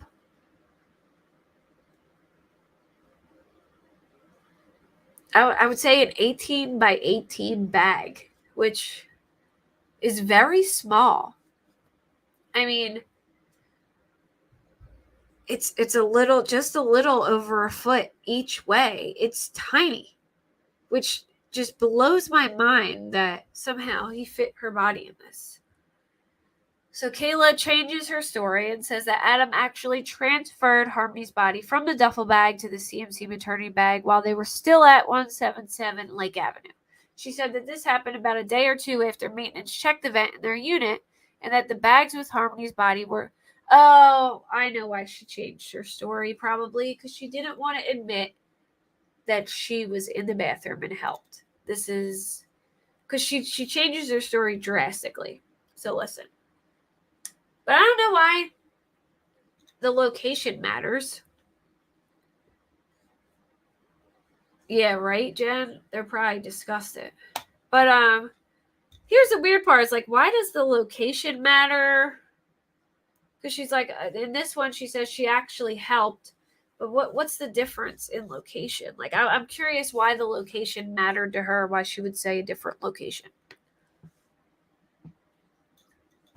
All right, so she said this happened about a day or two after maintenance checked the vent in their unit, and that the bags with Harmony's body were in the closet during that 1-2 day time frame. Kayla said that Adam made the transfer. Can you imagine how gross that apartment must have smelled? And you had to live in it? I would be puking. Like, I've been told that, like, cops, like, the second that if you ever smelled a dead body, which I personally have, I've smelled dead animals, and it's just a terrible smell. But they say, like, the smell of a dead body, you just can't, there's nothing comparable to it. And you immediately, like, want to puke when you smell it. So can you imagine, like, being in an apartment? Yeah, she's trying to remove a vomit on her behalf, which I get. But why does the address matter is what I'm curious about. All right, so she said that Adam made the transfer to the CMC maternity bag in the bathroom of apartment 1, zipped the CMC maternity bag shut, then put it in the closet. She stated that she herself brought the maternity bag containing Harmony's body to Adam's place of work, Portland Pie Company restaurant on Elm Street in Manchester, while they were living at 177 Lake Ave. This was done at Adam's request. The same day, Adam transferred Harmony's body into the CMC maternity bag. Kayla stated she pushed SM and DM to Portland Pie Company in a front and back stroller, and that the CMC maternity bag with Harmony's body was between the two boys in the stroller. She said Adam kept the CMC maternity bag with Harmony's body in the walk-in cooler in the restaurant for a week or so. The bag was then brought back to 177 Lake Ave before being brought to 644 Union Street when the family moved. Yeah, Lori, that's... So is it similar to like, is it similar to like if meat goes bad, does it smell similar to that? Or is it like way worse? Or like a dead animal? Because like the smell of a dead animal reminds me of like ground meat that's been like sitting out for days. Like that's like what it reminds me of. That's just so gross that she had it between her two boys. And then he kept it in the walk-in fridge at the job. So they talked to employees at the place. He recalled, one of the employees recalled seeing the bag on a couple occasions and never questioned it. It was a tote with straps. They showed it to him, and then he confirmed that was the bag. And then another employee, was a delivery driver, vaguely recalled Adam took a bag into a cooler, but could not remember the details of it. He was a dishwasher and a cook between 1:14 and 2:22 at the time, and witnesses corroborate what Kayla stated about her bringing Harmony's body in the CMC maternity bag to the company and Adam keeping the bag in the cooler. Kayla also advised in the 623 proffer that she actually, in the 644 Union Street number 2 bathroom, when Adam took Harmony out of the CMC maternity bag, a photo of the bathroom files for reference. This was taken recently and is only for size layout purposes. The personal possessions in the photo belong to a different tenant and not Adam or Kayla. So this is confusing to me because kind of sounds like to me this is what would have happened when we were at the other place, but she says this is at the new place and that he took it out of the CMC maternity bag so that he could add lime to the CMC maternity bag to help with the decomp of Harmony's body. She explained that Adam dumped Harmony's body out of the CMC maternity bag into the shower. Kayla said that Harmony wasn't bones. She had skin, teeth, and hair, and Kayla could still tell it was her. She said Adam put about half of the bag of lime, or a little more, into the CMC maternity bag, and she showed with her hands that the bag of lime was consistent with a 40-pound bag. That's a lot to put in that little bag. Way worse. Oh, wow. It's way worse than that. Ugh. Yeah, it's just crazy to me how somebody could live in that, like live in that smell, like for weeks. Based on Kayla's description of the process, Adam had a difficult time fitting Harmony's body back into the CMC maternity bag. Harmony's body was frozen. Kayla saw Adam run the hot water in the shower and tried squishing Harmony's flesh. This is so hard to read. Trigger warning. Yeah, it's heavy. Like, and to put that, like a 40-pound, almost a whole 40-pound bag's worth of the thing, I don't know how I did it. But he ran the hot water and tried squishing her flesh to thaw it and make it easier for her to fit in the bag. Kayla helped cut Harmony's clothes off her body to make it fit in the bag better as well. Kayla described Adam eventually pushing and pushing on Harmony's body, and then she heard a bang. She was not able to elaborate on what this bang was. Adam also banged the CMC maternity bag on the floor while zipping it. Kayla said that she also helped zip close the maternity bag. After the CMC maternity bag finally zipped shut, it went into the freezer. Adam then cleaned up the bathroom with ammonia. This is so gross. Really? The whole block smelled? Yeah, bone sapping for sure. It's gross. Ugh, I can't even. All right, so they got maintenance records from the maintenance person at the apartment building. There was a service request on 227 where Adam and Kayla live. The request reads snake tub and fix leveler. So I service request was 5 days after Adam's employment ended at Portland Pie Company. All right, so the U-Haul renting. Kayla stated that Adam kept the CMC bag with Harmony's body inside the freezer until sometime during the spring of 2020. She wasn't sure if it was March or May when Adam rented a U-Haul and during the overnight hours made a trip to an unknown destination to dispose of Harmony's body. Kayla stated she did not know the location where Adam dumped Harmony's body, that Adam returned in the morning hours, and she could not recall. Around the time that he dumped the body, they stayed in the Econo Lodge or Comfort Inn in Manchester. She said that Adam brought the CMC maternity bag with Harmony's body to the hotel and placed it in the mini refrigerator in the room. Kayla said they were accompanied by Travis Beach and his girlfriend, who Kayla knew as Brittany. Manchester police know Brittany to be a reference to a specific person, Brittany Beddard. Kayla recalled that Adam went to rent the U-Haul with either Travis, Brittany, or both. Kayla saw the U-Haul from the hotel window, and she described it as a van with a large 1999 on the back, which is consistent with the lettering numbering on the U-Haul rental vehicle. She said after he rented the U-Haul, Adam left in the middle of the night at approximately midnight or 1 a.m. Adam told her he was leaving and he would be back, and he took the CMC maternity bag. She didn't see him have anything else with him. Kayla said Adam didn't want her to know where he was going in case something like this happened, apparently in reference to Kayla proffering this information to police.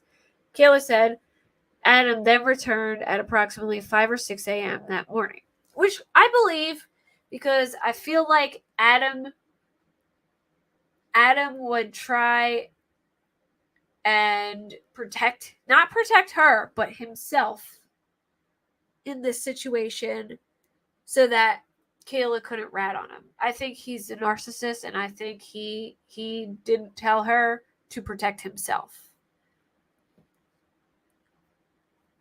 He returned at approximately 5 or 6 a.m. that morning. When he returned, he seemed very tired and said words to the effect of, "It's done." Kayla said she didn't see the CMC maternity bag. After that, it should be noted that in Kayla's second proffer, her statements were consistent about the U-Haul and did not materially differ from the proffer. I would normally say I don't believe that, and I think I feel like she knows where it is, but I do think that he cares more about protecting himself in this situation and probably purposely didn't tell her so that she couldn't rat on him. You know what I mean? Oh, wow. That's crazy, man, Miss Hatter. That is... Ugh. All right. So around the time the Manchester Police Department began looking into the whereabouts of Harmony, the department established a 24/7 tip line so members of the public could call in with any information. A call came through the tip line, and the phone number came from this particular phone number. They called the tipster, who wanted to remain anonymous. The tipster stated that Jenny Lynn Paris and her boyfriend, Travis Beach, had come to the tipster's residence a month ago and disclosed that approximately 2 years ago, Adam Montgomery frantically asked Beach if he could rent Adam a U-Haul truck. So this seems pretty true to me because this sounds like it was an early on tip they got. Like, when did she do that interview? Let me see. Like, I feel like, because Kayla didn't do that interview till like June 23rd, June 23rd, 2022 or something like that. So this was way before, I think, if I'm recalling correctly. Yeah. So this is way before Kayla's interview. So keep in mind, this tip was called in 4 months before Kayla's proffer interview, where she finally told the truth. So this has to be pretty legit. It has to be pretty legit. Because it's not after, it's before then. So I'm curious who the tipster was. Did they say it? I forget. All right. So they disclosed that 2 years ago, Adam frantically asked Beach if he could rent Adam a U-Haul truck. The tipster stated that Adam did not disclose what the U-Haul truck was going to be used for, but stated that Adam asked Beach in a frantic manner to rent the vehicle. The detective located Beach in Paris at 1361 Elm Street in the rear parking lot of the building in their vehicle and attempted to interview Beach. Beach was uncooperative and stated he would not answer any questions unless it was in his attorney or probation parole officer.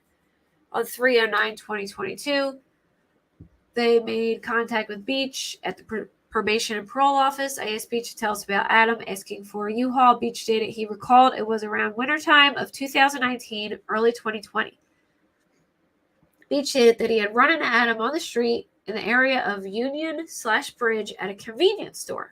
Adam continued to say, "I fucked up. I'm so fucked." Beach stated Adam wouldn't tell him what he meant when he said, "I fucked up. I'm so fucked." Beach stated he was with Brittany Bedard and Adam was with Kayla and their two boys. Beach was asked if he ever seen Harmony and he stated he had not. Adam asked them to rent him a U-Haul, and he recalled Brittany renting Adam a box truck from U-Haul on South Willow Street in Manchester. Beach stated they left from there, and the next day, Brittany called U-Haul to make sure Adam had returned it, and he had. I do think Travis knows more than he's letting on.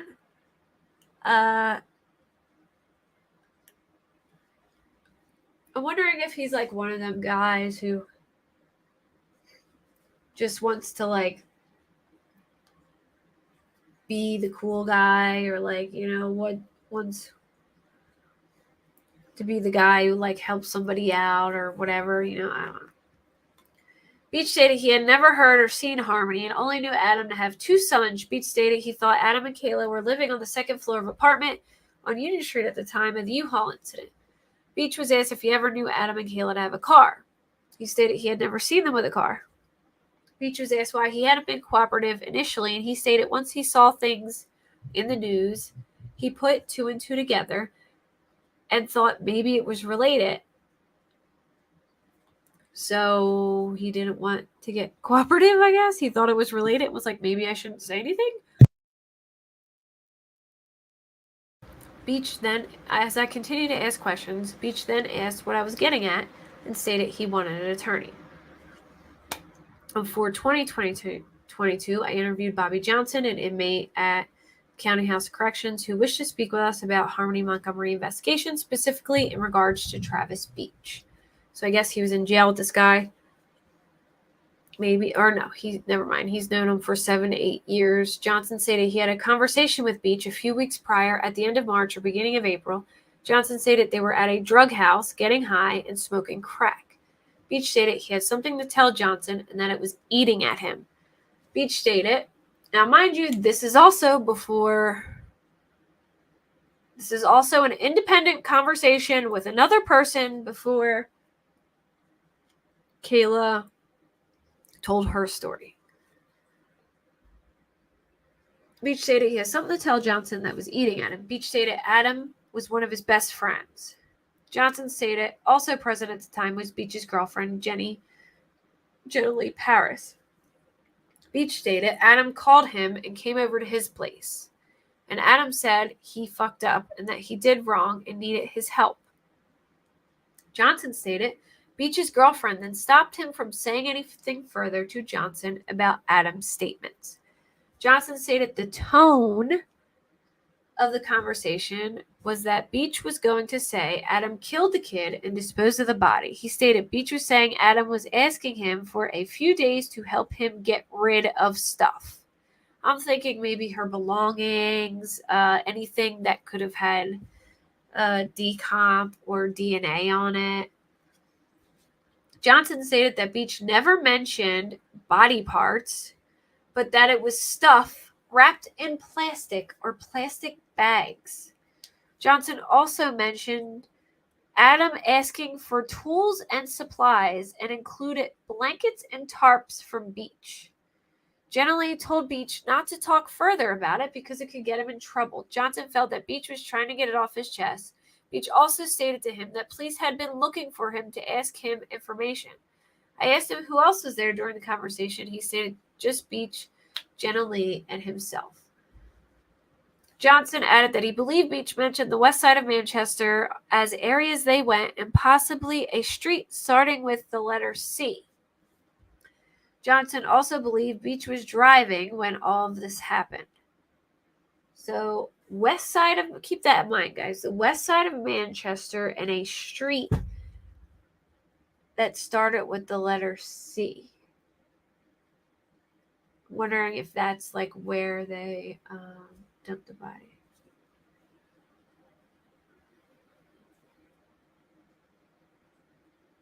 Oh, they ate her? Oh, that's terrible.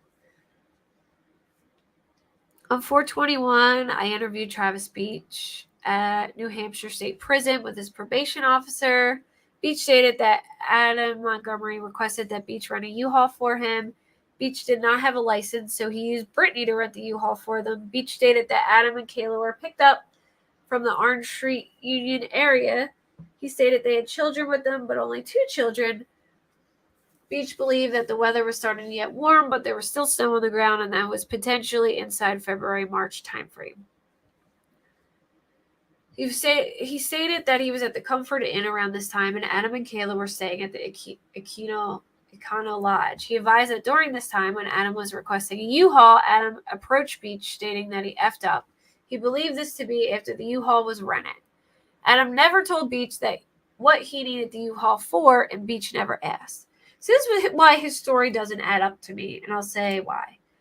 I don't think he just ran into him on the street and asked him to get a U-Haul, because pretty sure Beach's girlfriend rented 2 rooms for them, one where Adam and Kayla stayed and one where they stayed. So obviously they were at the same hotels, and she rented a room for them, so they didn't meet by chance. They were together already. Like, they were staying there together for a reason already.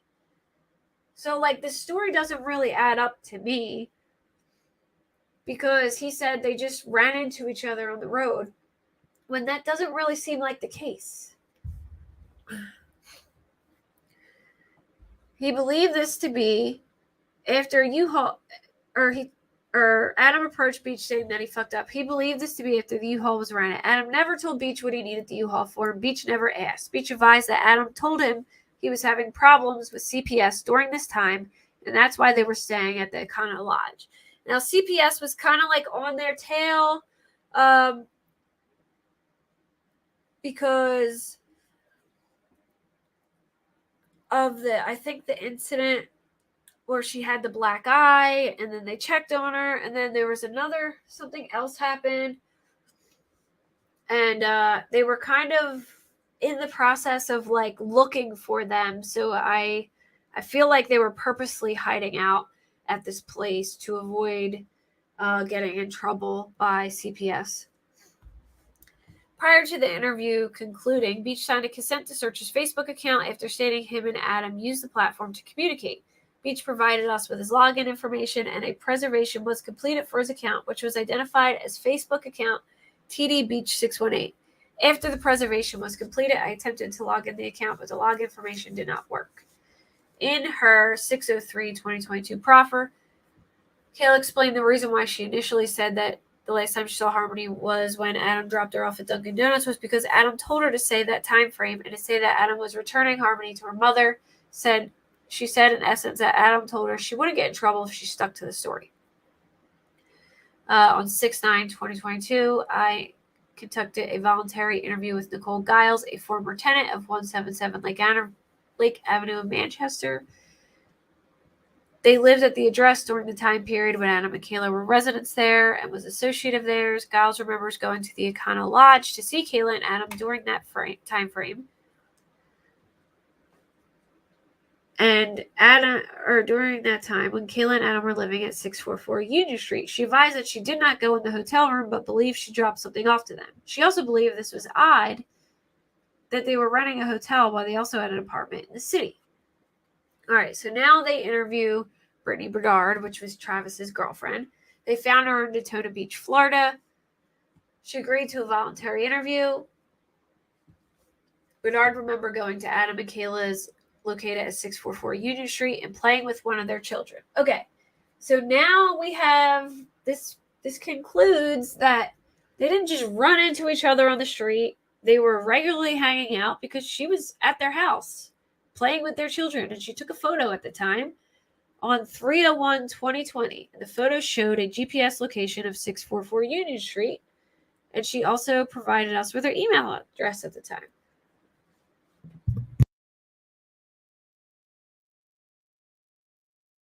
She believed that around that time frame, she and Bedard had rented a hotel room at the Econo Lodge.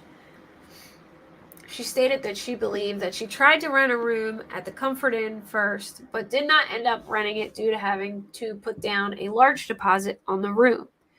She believed that she was refunded for the room and that they went to the Econo Lodge to rent a room. Bedard stated that when they were at the Comfort Inn with Adam and Kayla and their kids, she remembers seeing a CMC bag in between Kayla's two children in a stroller. She remembered staying on the third or fourth floor at the Econo Lodge, facing the front parking lot, in a room with one queen bed.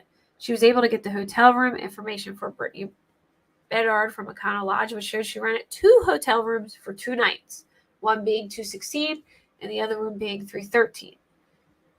They later confirmed that room 313 was on the front side of the parking lot, south side, and had 1 queen bed, and room 216 was on the back side of the parking lot and had 2 queen beds. Bedard believed that at some point she and Beach went to the U-Haul location on South Willow Street in Manchester to rent a U-Haul. She said she was in a vehicle, possibly her mother's vehicle, and went into U-Haul to help pay for the transaction. She believed the transaction was around $30. She claimed that she did not rent the U-Haul due to her not having a valid license. She thought that a taller, skinny white male rented the U-Haul. She was unsure if it was Adam. She stated she did not remember Adam driving the U-Haul sometime after it was rented. She believed Adam dropped her and Beach off at 7-Eleven convenience store, possibly on Queen City Ave in Manchester. Bedard thought the rental was a smaller 10-foot box truck due to the fact she had to sit on the ground between the driver and the passenger. Bedard claimed that this was the only time she was in the U-Haul. Additionally, remembered the U-Haul being parked along the back side of the Econo Lodge, along the building on the north side. They got the contract agreements for U-Haul. The contracts were specifically for 10-foot box trucks and van, due to Travis and Brittany believing that it was a box truck and Kayla being a van. They were able to locate a rental that had the name Travis Beach as the additional contact. The rental began on 3/03/2020, so that was when they rented it, and it was back on 3/04. So we know he hid the body on between 3:03 and 3:04. They got it at 1:47 p.m. The rental was from 515 South Willow Street, location in Manchester. It was rented by Brendan Middleton.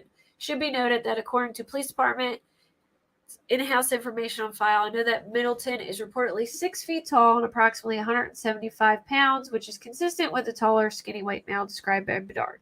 Total rental mileage was approximately 133 miles.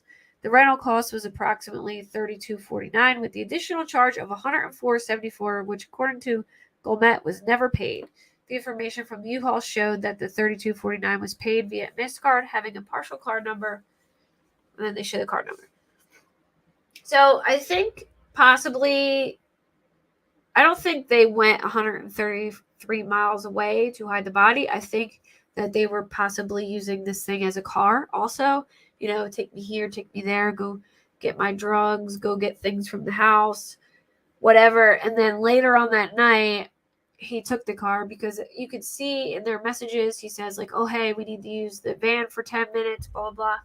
And I have a hard time believing that Travis doesn't know. I don't understand either, Laurie. I have no idea why. I guess because she knew that she was an accomplice with moving the body and helping him with stuff, but it was just stupid on her part, because she wasted a lot of resources and got herself in a lot more trouble than she needed to be in if she had just, cooperated from the beginning, So, subpoena was sent to Brittany Bedard's PayPal account. confirming the MasterCard was used to rent a U-Haul. They were able to provide the vehicle information for the above U-Haul, rented by Middleton. The vehicle was a 2019 GMC Savannah, Arizona registration. The GMC Savannah is a cargo van, which is consistent with the vehicle described by Kayla. This vehicle is no longer in the custody of U-Haul and has since sold at auction on or about 5/14/2021. Interview of Brendan. So they interviewed Brendan. They called him and said they needed to speak with him about U-Haul for a friend a while back. He stated he had picked up Travis Beach and his girlfriend, who we later confirmed was Brittany Bernard, at the Econo Lodge a couple years back at night when it was dark out. He stated he drove them to the U-Haul on South Willow Street to rent a U-Haul because they needed to move furniture or something along those lines. Beach and Bernard did not have IDs or a debit card, so Middleton helped them rent a U-Haul. So he didn't even know it was for Adam. So it seems like they went out of their way to help Adam, and I'm just not really sure why, unless Adam promised to buy them like drugs or get them drugs or something, but I just don't get it, and I just can't believe that Travis doesn't know, especially after you see a snippet of Travis and Adam's conversation. So they get a warrant for Beach's Facebook accounts and a deleted Facebook. So they got the one for TD Beach 618 and then this 5803 account, which is known in the investigation to have been used by Adam Montgomery. Previously, a search warrant was obtained for the 5803 account, but according to Facebook, it has been deleted and no relevant content is available. However, multiple other individuals have identified Facebook messages they exchanged with the 5803 account as being messages they exchanged with Adam Montgomery. Travis Beach had a couple of conversations about assistance renting a U-Haul with Teresa Morrill and the Facebook account Backwoods Boy Audit. Teresa Morrill asked Travis if he was moving. After he asked about the U-Haul, Beach stated no, Adam Montgomery is. On 302, Beach stated to the 5803 account, her mom said a big fat no. Sorry, Bubba. And stated, we have our mom's whip. Call me ASAP. A short time later, they had a call that lasted approximately 2 minutes. Travis Beach also had a conversation with the Facebook account Jun Person on 303 that indicated that he was in room 313 at the Econo Lodge. This information is consistent with the room number we obtained from the Econo Lodge. Below is the conversation records between Beach and the 5803 account. Adam, if you are awake, or this is on 303 into 304. So, I guess, what was that? 2:25? It's 22:25, 2:25 p.m. If you are awake, call me. Or would that be 2?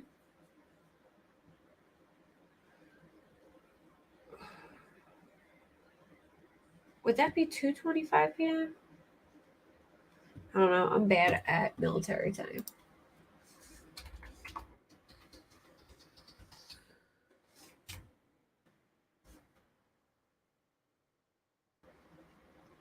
Hold on. I'll tell you right now. So 22 would be 10 p.m. So it's 10 p.m. Sorry, I was way off.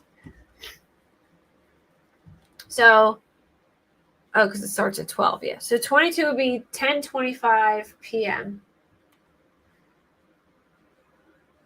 And then 10:27, if you were awake, call me. 10:27 Eastern, need to talk. Travis. I guess it would be, because it would be 42:00:42. So I guess that would be like 12:42? Yeah. Hey, can we use the U-Haul for like 10 minutes? 12:43, Adam missed a call from Travis. 3:35, that be a.m.? Travis missed a call from Adam. 12 is noon. So 00 would be like 12 a.m., right? And then 3 would be 3 a.m. So Travis missed a call from. So Adam called Travis at 3:37 a.m., 3:38 a.m., 3:40 a.m., 3:44 a.m., 3:46 a.m., 3:47 a.m., 3:49 a.m., 3:52 a.m., 3:53 a.m., and 6:59 a.m. So I'm guessing Travis is asleep at this point.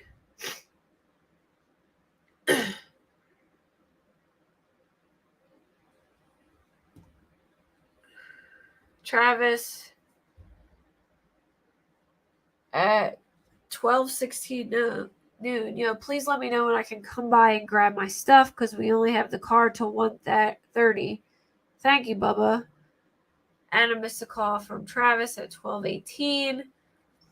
There are then calls and video chats between Adam and Travis, which are short. They are between 12:22, 12:57 in the afternoon.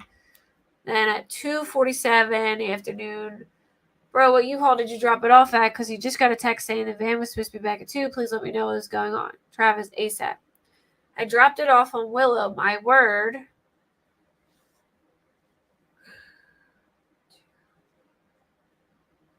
It's supposed to be like 7 p.m. Please don't message me stuff like this on Facebook again. Travis, okay, my bad. Won't happen again, Bubba. Like, the way he talks to him, it looks like he's, like, trying so hard to be his friend. Like, oh, okay, won't happen again, Bubba. Like, dude. Like, are you that? Like, why are you, like, acting like this dude? Travis missed a call from Adam at 21:26, which would be 11:26. At 11:27, yo, bro, can you call me, please? I need to talk to you. It's important, very important. Please call me. So they interview Travis. This is a proffer interview after he's been charged, I guess, or he's facing criminal charges. During the interview, he confirmed reconnecting with Adam and Kayla Montgomery at the Mall of New Hampshire in Manchester. He stated that approximately 1 week period, he and Brittany went over Adam and Kayla's apartment at 644 Union Street in Manchester to use drugs. He stated this was right before he turned himself into his probation officer on 3/05/2020. So maybe they just went to this hotel to, like, hide the body for those, like, 2 days and then went back. Or he knew that there was, like, a home check happening on those days or something like that, and that's why he went there. And then they went back to their apartment on right back to their apartment that day. Because he turned himself into his probation officer the next day.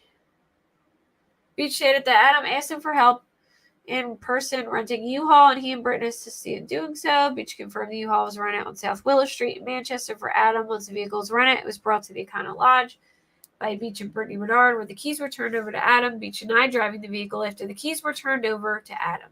Beach confirmed during the interview that he would communicate with Adam through Facebook Messenger. I don't think Travis was with him, though, because why would he be calling him at 3 o'clock in the morning? Oh, well, no. He didn't leave till like 5 a.m., she said, right? Or did she say he left at 1 a.m. and didn't get back till 5 a.m.? Because he was calling him like frantically at like 3:30. Unless he was calling him to be like, yo, dude, are you coming with me or not? Or, you know what I mean? Or like, unless he was trying to leave at 3 o'clock in the morning and wanted him to come, but doesn't look like they got in touch, unless he just went over to their hotel room and woke him up. I don't know. Oh, really, Jen? No way. That's weird. Well, that's where they handed over the U-Haul. All right, so they had toll violations. The toll violations were at 4:44 a.m. Okay, so Tobin Bridge. Let me write this down. All right, so hear me out. What if he was calling him to wake him up to go help him at 3 a.m.? They leave around 4 something. He goes to his hotel, like hotel room, like, yo, dude, come on, let's go, Or maybe he said, when I call you, like, don't answer, but just come to my hotel room or something. Then, they go together at 4:40 something, like 4 or something in the morning. They go across the bridge north. Here's the weird part, though. They went across the bridge north. Then a minute later, go across the bridge south. So did they just like throw stuff off the bridge and turn around? And then I'm so confused.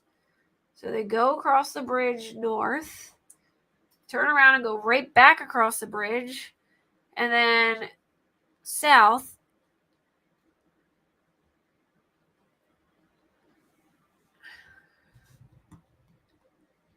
And then go head back north again?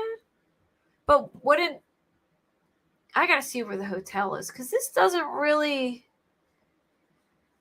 make sense at 4:44 a.m. though. Do you think it would be that congested at that time? I guess. Depends what day it is, like if it was like a Saturday or Sunday. But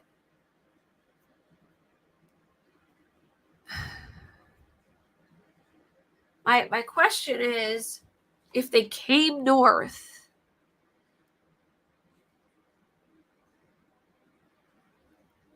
like if they went across, like wherever they started, went north and then south and then north again, wouldn't their hotel be the other way? I don't know. I'd have to look at a map.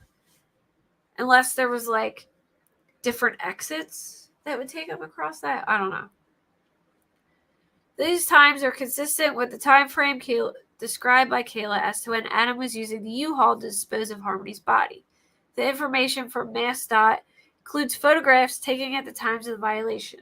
Photographs for all 3 violations clearly show a U-Haul van with the Arizona license plate. Some photographs also show the windshield of the U-Haul from the front. However, in the photographs, it's not possible to identify any occupant within the U-Haul van or definitively tell how many occupants there may have been.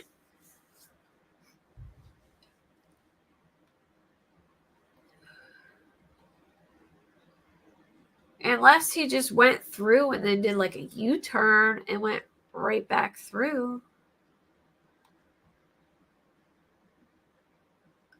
I don't know. I'd have to like look at it's a very busy bridge. Oh, okay. I'll have to look at like the different exits and stuff to see.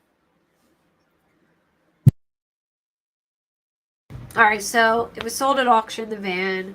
They located the owners in Lancaster, PA, Bob and Joshua Wood. They searched the van. It was repurposed for their business, Wood's Cleaning Services.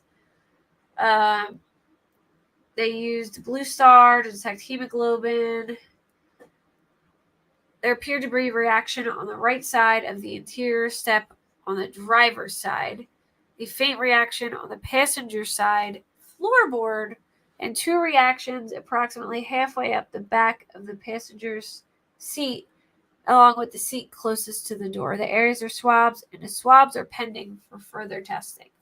So I wonder if both of them had like blood on them from getting rid of stuff and got it all over the seats and whatever, or if it was just one person and they had the stuff on the passenger seat or something. 644 Union Street 2 was searched. Multiple items of potential evidentiary value were seized from the apartment. One item was the sole refrigerator in the apartment, which was standard under freezer refrigerator.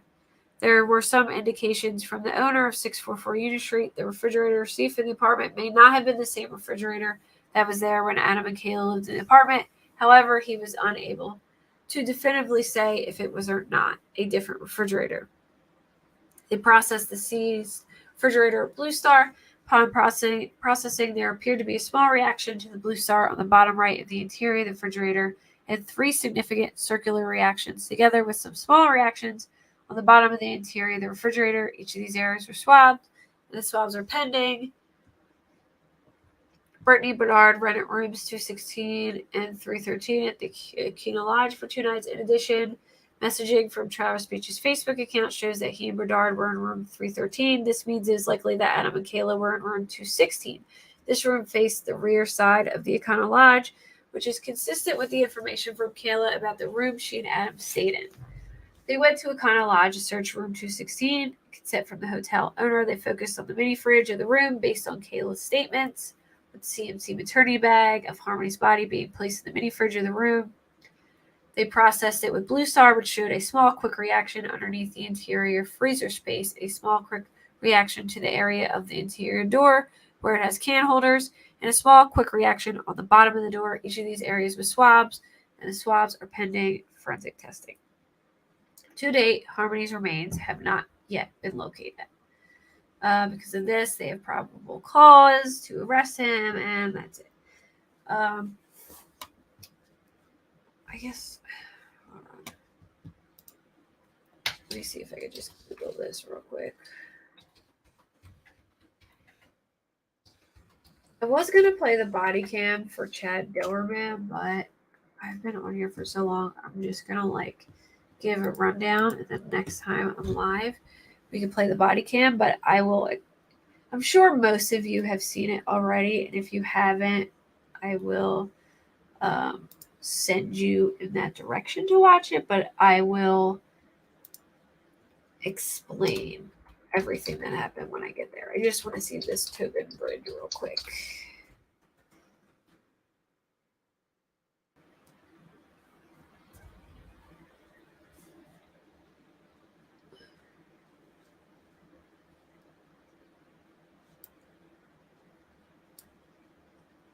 So I don't really know which would be south, which would be north. Is there like a street sign I can tell? Hold on. Let's see if I can see this street sign.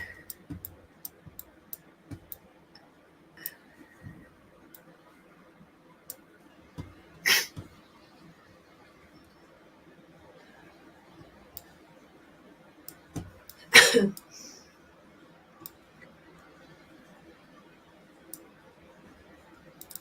doesn't say northbound or southbound though. No, I don't want to go that way. Hold on. Alright, so Northeast Expressway.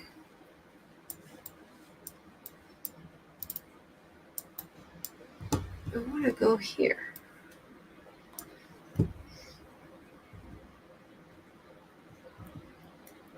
So maybe this is north and this is south? I'm just curious how. I feel like the only way they could have possibly done that is if they went through and did a whole U-turn. Maybe they missed where they were going, their the way they were supposed to go, and they did a U-turn or something, because there's no way you would be able to cross that bridge and turn around and come all the way back within a minute's time frame. You know what I mean?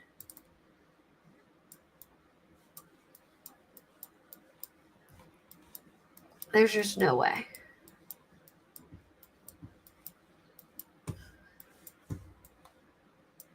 I feel like they would have had to have gone across the bridge, right? Where's the toll?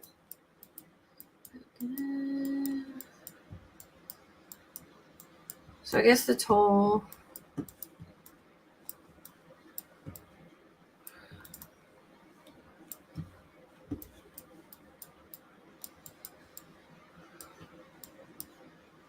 They would have to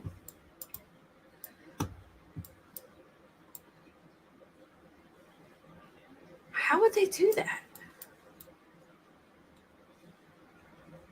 Is there a way they could just turn around and go underneath and go right back across?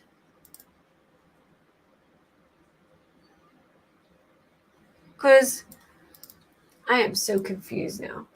Oh, sorry, you guys can't see this. Hold on. I didn't realize it wasn't on the same screen. Let me show you guys. All right, so here's the strange part about this bridge. Is one way is above and one way is underneath. So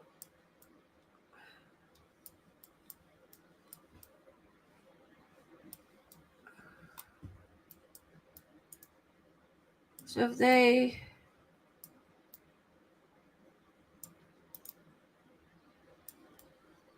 it would have to come out down here. Shit, I don't know what that is. I don't know what it is.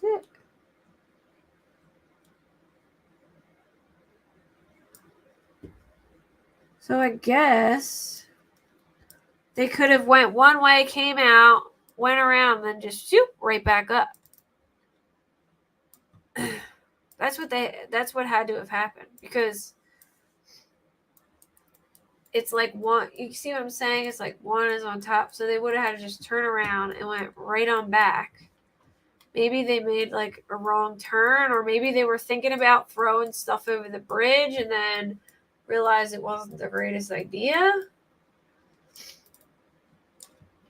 Or maybe if they were just throwing bags. Maybe if they had, all right, hear me out. It was only a minute. Like, all they had was a minute time frame. So they would have to have, I don't know exactly where the toll part is, though. And they couldn't have, there's no way they could have just turned around and went across. Like, I think it's one way. You know what I'm saying? Like, I believe it's just one way this way. They have cameras at the toll, which they got.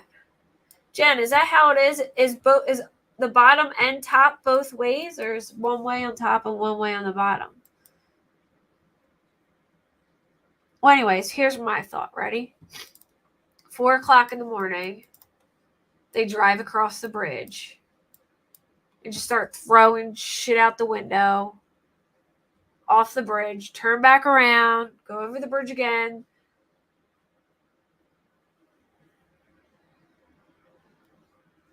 That bridge is only 2 miles. Here's what I think. I think they went over the bridge, threw a bunch of stuff out the window.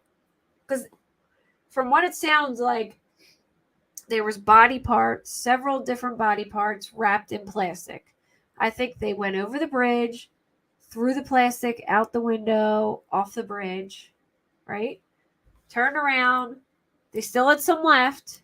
Turned around, went back up.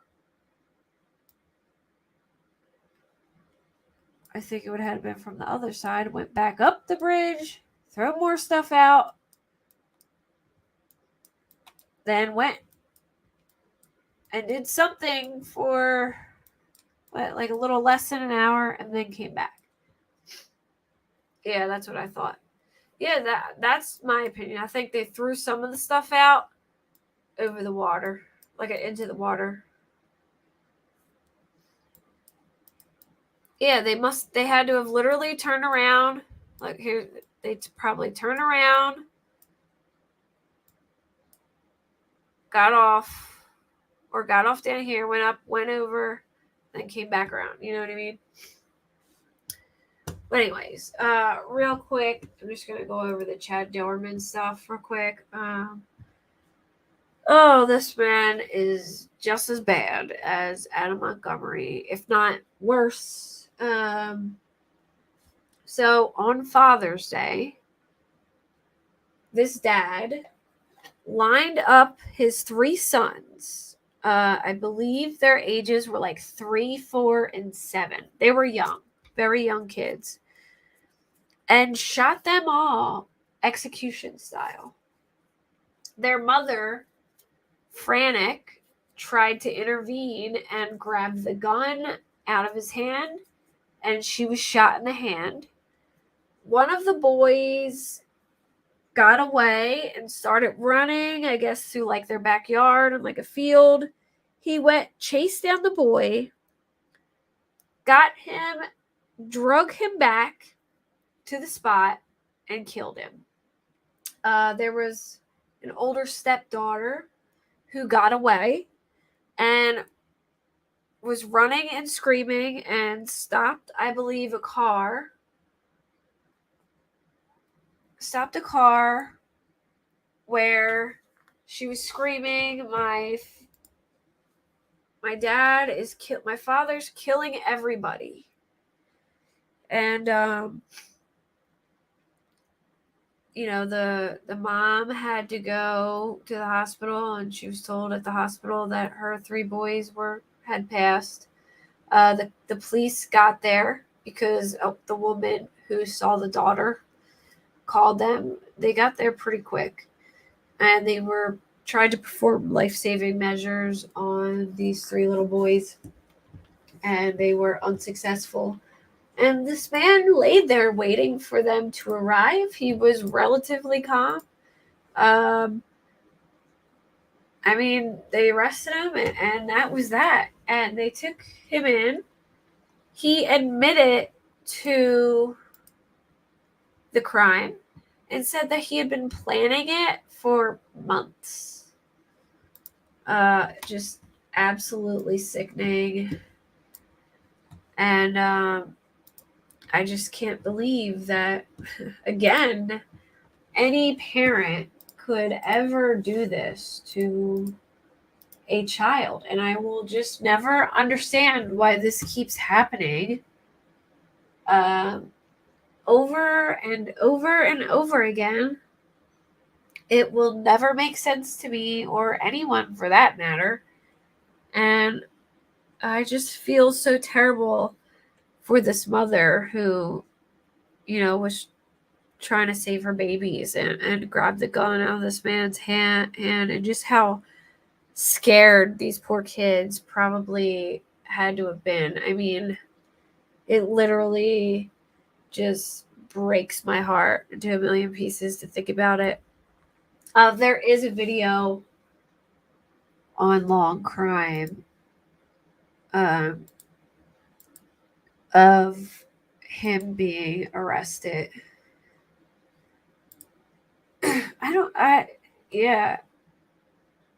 He said he had been planning it for months. I don't know why. I don't understand why. I was thinking, maybe this guy was, like, people are saying he was a mean drunk, and then, he just snapped one day. But if he was planning this for months, that's a completely different story. And just look how adorable these kids were. That's the daughter.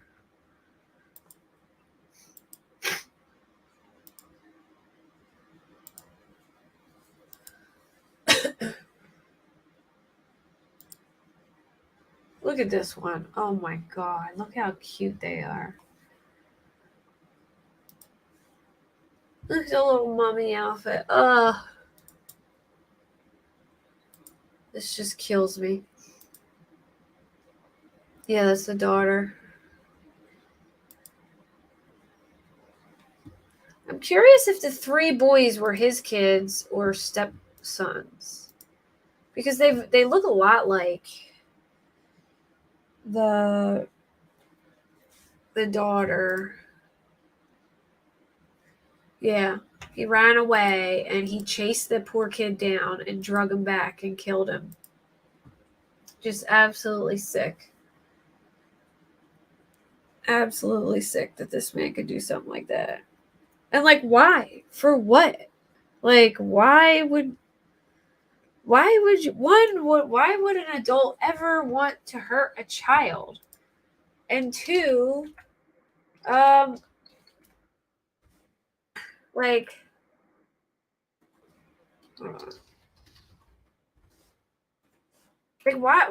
an adult ever want to hurt a child? And 2, go to jail for plan it out and go to jail for the rest of his life, for what? Oh, no, hold on, sorry. I just don't understand it. I'm trying to find the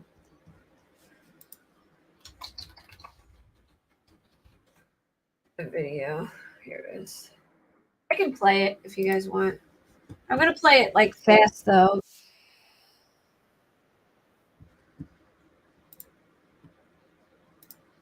Like, I'm gonna play it on like 1.5 just because it's long, but.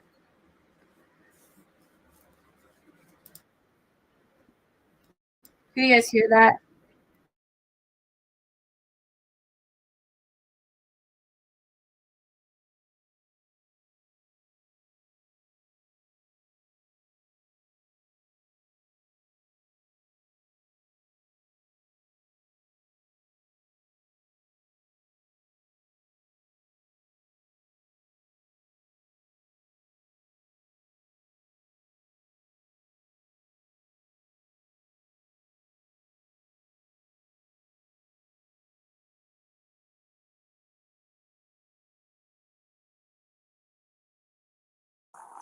You gotta find cover first. We ain't no good if we ain't. It should work now.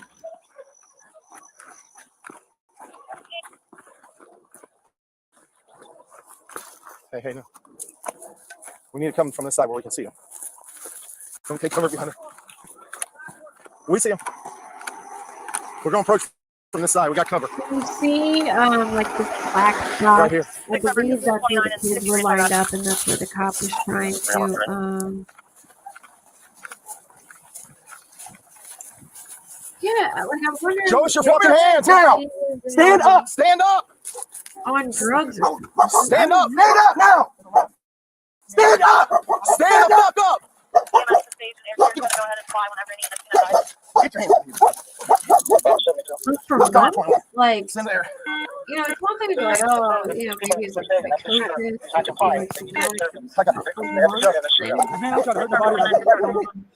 Completely sober. 21. Get the EMS over here. I'm sober. I'm not trying to put you.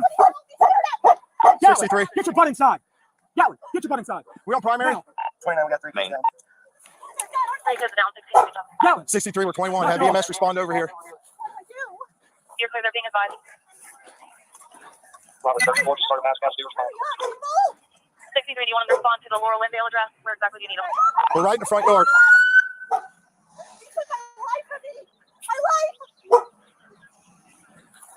What are you doing, man? Hey, pretty copy all this. Can I roll over? I ain't gonna hurt you. I ain't gonna hurt nobody. You got anything on you? No, I ain't got nothing, man. Phone, that's it. I'm mad. I ain't nothing. Just make sure that dog don't come out. I don't think he'll bite you. Just don't reach for him and try to grab him and pet him. He won't bite you.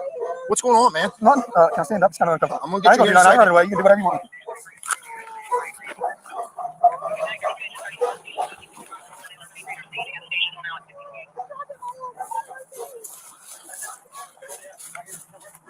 Here.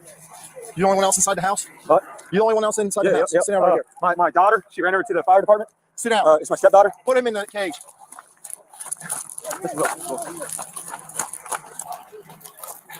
This is look. They're all being advised to contact two additional medics. There's also aircraft flying, but they need an LV and that's coming from death.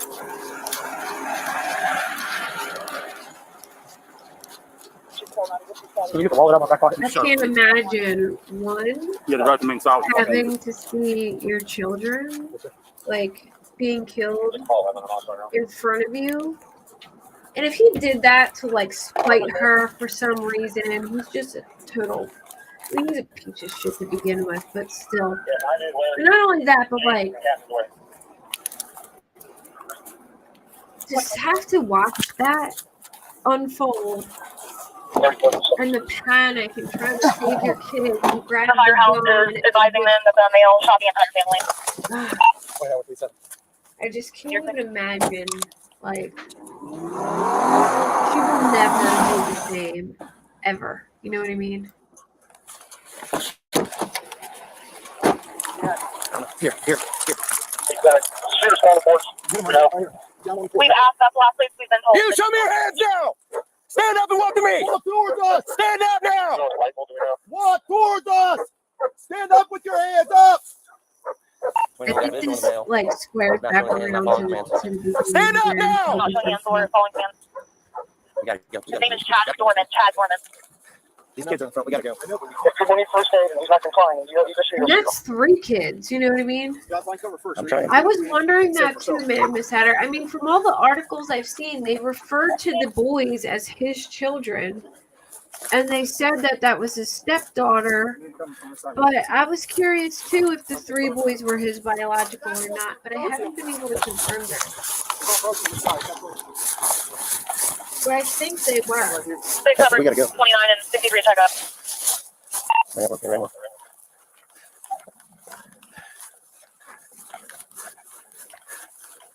Show me your hands now. Stand up. Stand up. Move it forward. Stand up. Stand up now. Stand up. Stand up. EMS to station air care is going to go ahead and fly whenever any units can advise. I'm just sitting there with the car to on steps. That's the shooter. He's not complying. They need to I got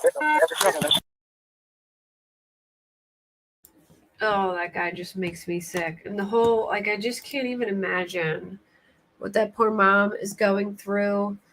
And let me tell you, I'm just so happy that that GoFundMe has made so much money. And I know money will never replace your children ever. You know what I mean? But at least, hey Paul, what's up?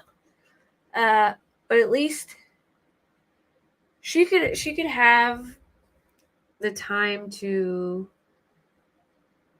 grieve and like just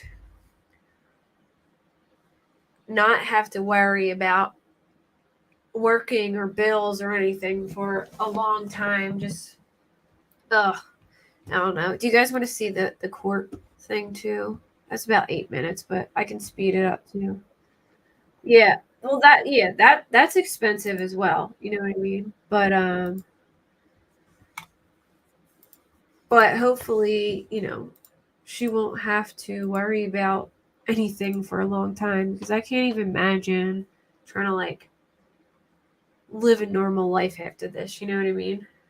All right. So this is the court where they go in front of the court and explain what happened. He indicates that his relatives, Gloria Doerman, Todd Frost, and Tim Doerman, they had tests for signers for him. At this time, Your Honor, we would submit to the court that a bond of $75,000 for additional paperwork. Thank you. Thank you, Mr. Colley. Good job. And the facts I have for you at this point are as follows. I don't know why I can't hear. Hold on. I'm going to put the subtitle in.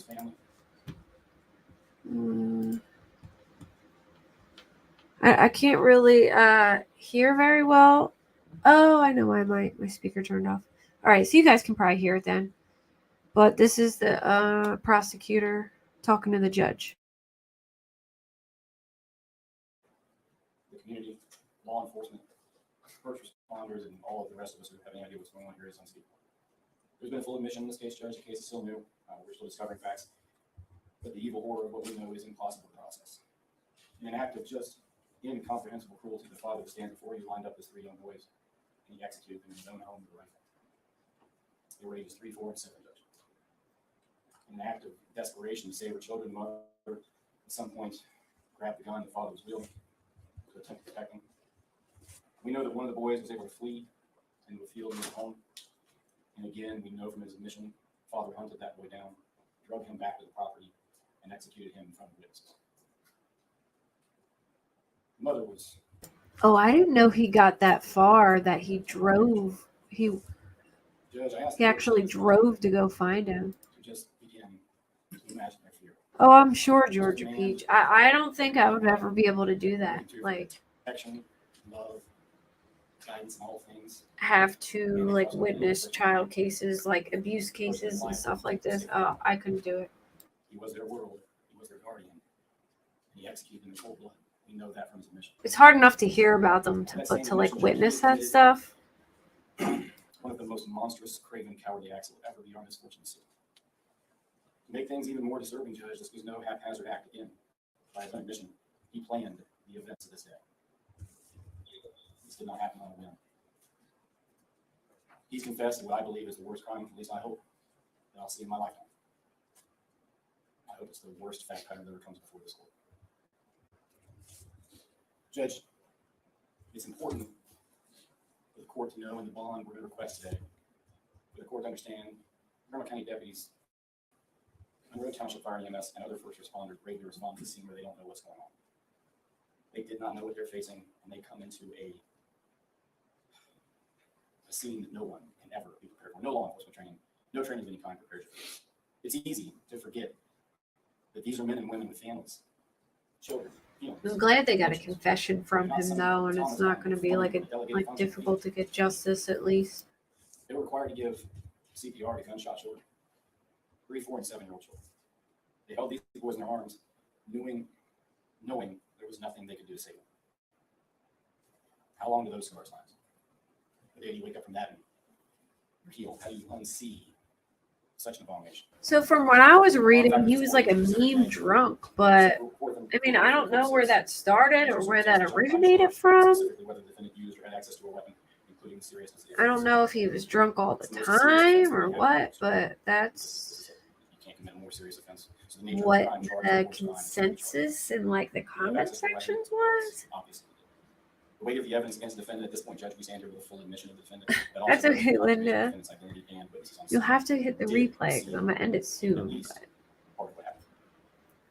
Next, the court is to consider the likelihood this person will return to court if a bond were issued. Again, this is the most heinous crime with the most severe penalty under the law that we've done as a grand jury. That alone would be a major factor in discouraging a person from availing himself of this. Yeah, and if you look at the pictures, like on Facebook and stuff, it's kind of shocking because he seems almost like a doting dad, you know, like in the pictures, he's like fishing with the kids, just like, teaching him how to do things and stuff, but he is not, to my knowledge, on probation. Judge, I don't know. That's a good question. I don't know. This case are hopefully like no other we will ever see. When this case gets indicted in the court of common pleas, I'm certain that a no bond hearing will be held, and I would hope that would be granted. But at this point, this juncture, we're going to ask this court to issue a bond we've never asked for before. I'm going to ask for a bond of $20 million. I hope I never need to request such a bond. Thank you. Date for preliminary hearing? Date for the preliminary hearing, Judge, is 6/26. The preliminary hearing will be set for June 26th at 1 p.m. Sorry, A. Lausch. We weren't trying to be rude. Just This one time happened bond's going to in be the set in the amount of moment. 20 million cash or surety. There was a comment about No, Judge, sir. Starbucks, I think it was, and then Nothing at this time. Thank you. you know there has to be some, you know, it's hard not to have a little bit of like relief, I guess, in super serious situations. Wasn't meant to be rude or anything. But anyways, y'all, I am gonna end it because it is late, and yeah, I would never intentionally be rude. I was just responding to a comment, and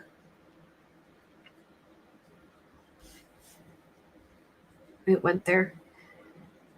All right, guys. Good night. Thanks for tuning in, and I'll be back probably in 2 days. I have a pretty free week, so thank you, Dan. Thank you, CW. I didn't intend to be rude. It was just part of the conversation that I was having with my sub, so I apologize if anyone took it that way.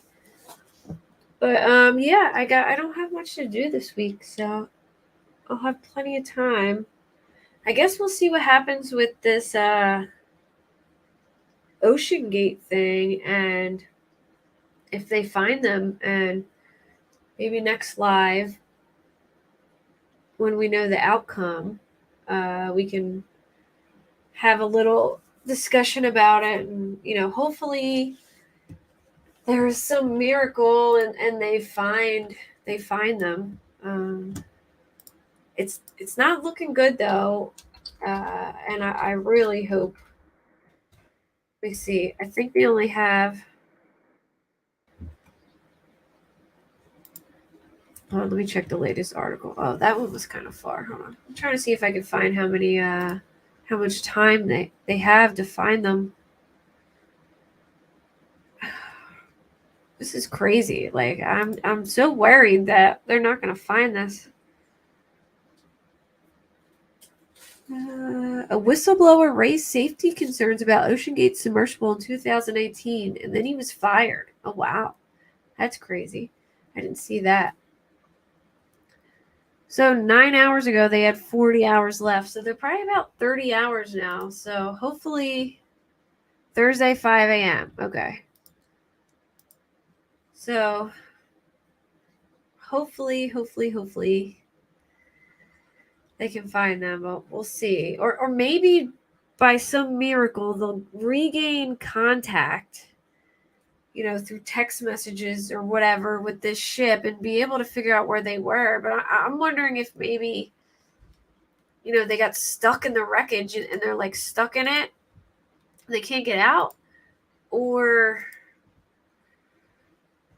I don't know, or they're on the surface somewhere and floating, or they imploded or something. I don't even know, but there's not much oxygen left, and man, that thing is scary. You couldn't pay me. You couldn't pay me $250,000 to go down there. You could not pay me to do that. No way. Not if I'm bolted in a door. Like, all right, if you could float to the surface, right, and unlatch yourself somehow, then I would do it, because it's like, okay, there's an escape plan that actually makes sense. I can set the emergency buoyancy. We can float to the surface, and then I can unlatch myself and get air. But the fact that there's 17 bolts on top of this thing that can only be opened by somebody else, no way. You couldn't pay me $250,000 to get in that and do it. No way. Yeah, and then you got people panicking, so I'm sure there's less oxygen in there. I'm curious how they go to the bathroom in there. I know it's a dumb question, but I'm really curious. And I'm not like really super claustrophobic, but I do get a little like uncomfortable in tight spaces. And coming in from the Poconos, when we were all car sick, it made it so much worse. We took my mother-in-law's Jeep because it's just cheaper on gas than our cars, and it was so tight. It was like it was just such a tight space. It gave me anxiety, and I feel like the tight space was making us more sick. A small porta potty behind a curtain. In a Ziploc bag? No way. No way. I would never. No. Oh, no. No way. You got me going. No way would you have me peeing in a Ziploc bag. No way. That's where I draw the line. One sandwich, one water. Oh, man. But anyway, we had to we all felt so sick, and because it was so tight, we put the top down, and luckily once we put the top down, it kind of made us feel a little better. We didn't throw up as much on the way home, but the tight space, man, that got me. Right in a Ziploc bag? No way. Oh god. Well, if it's I thought there was a woman on board who was like taking videos before she went on, though, like a woman with long blonde hair. I mean, it would be easier if it was guys and you just peed in a Ziploc bag, but a woman, no way. I wouldn't do that. Nope. Right, CW. All right. Well, I guess we'll see how that turns out. And one more thing. Once the Delphi documents get released this week sometime, they're supposed to get released on a website. I checked today, couldn't find anything. But once I find the Delphi documents, I will go live about that as well. Because I'm really curious what they collected from the search warrant and things like that. All that information should be on this website. So that's a plus that we'll be able to get to see these things. And as soon as that becomes available, I will go live about it. So I will talk to you guys later. Have a good night. Thank y'all for coming. And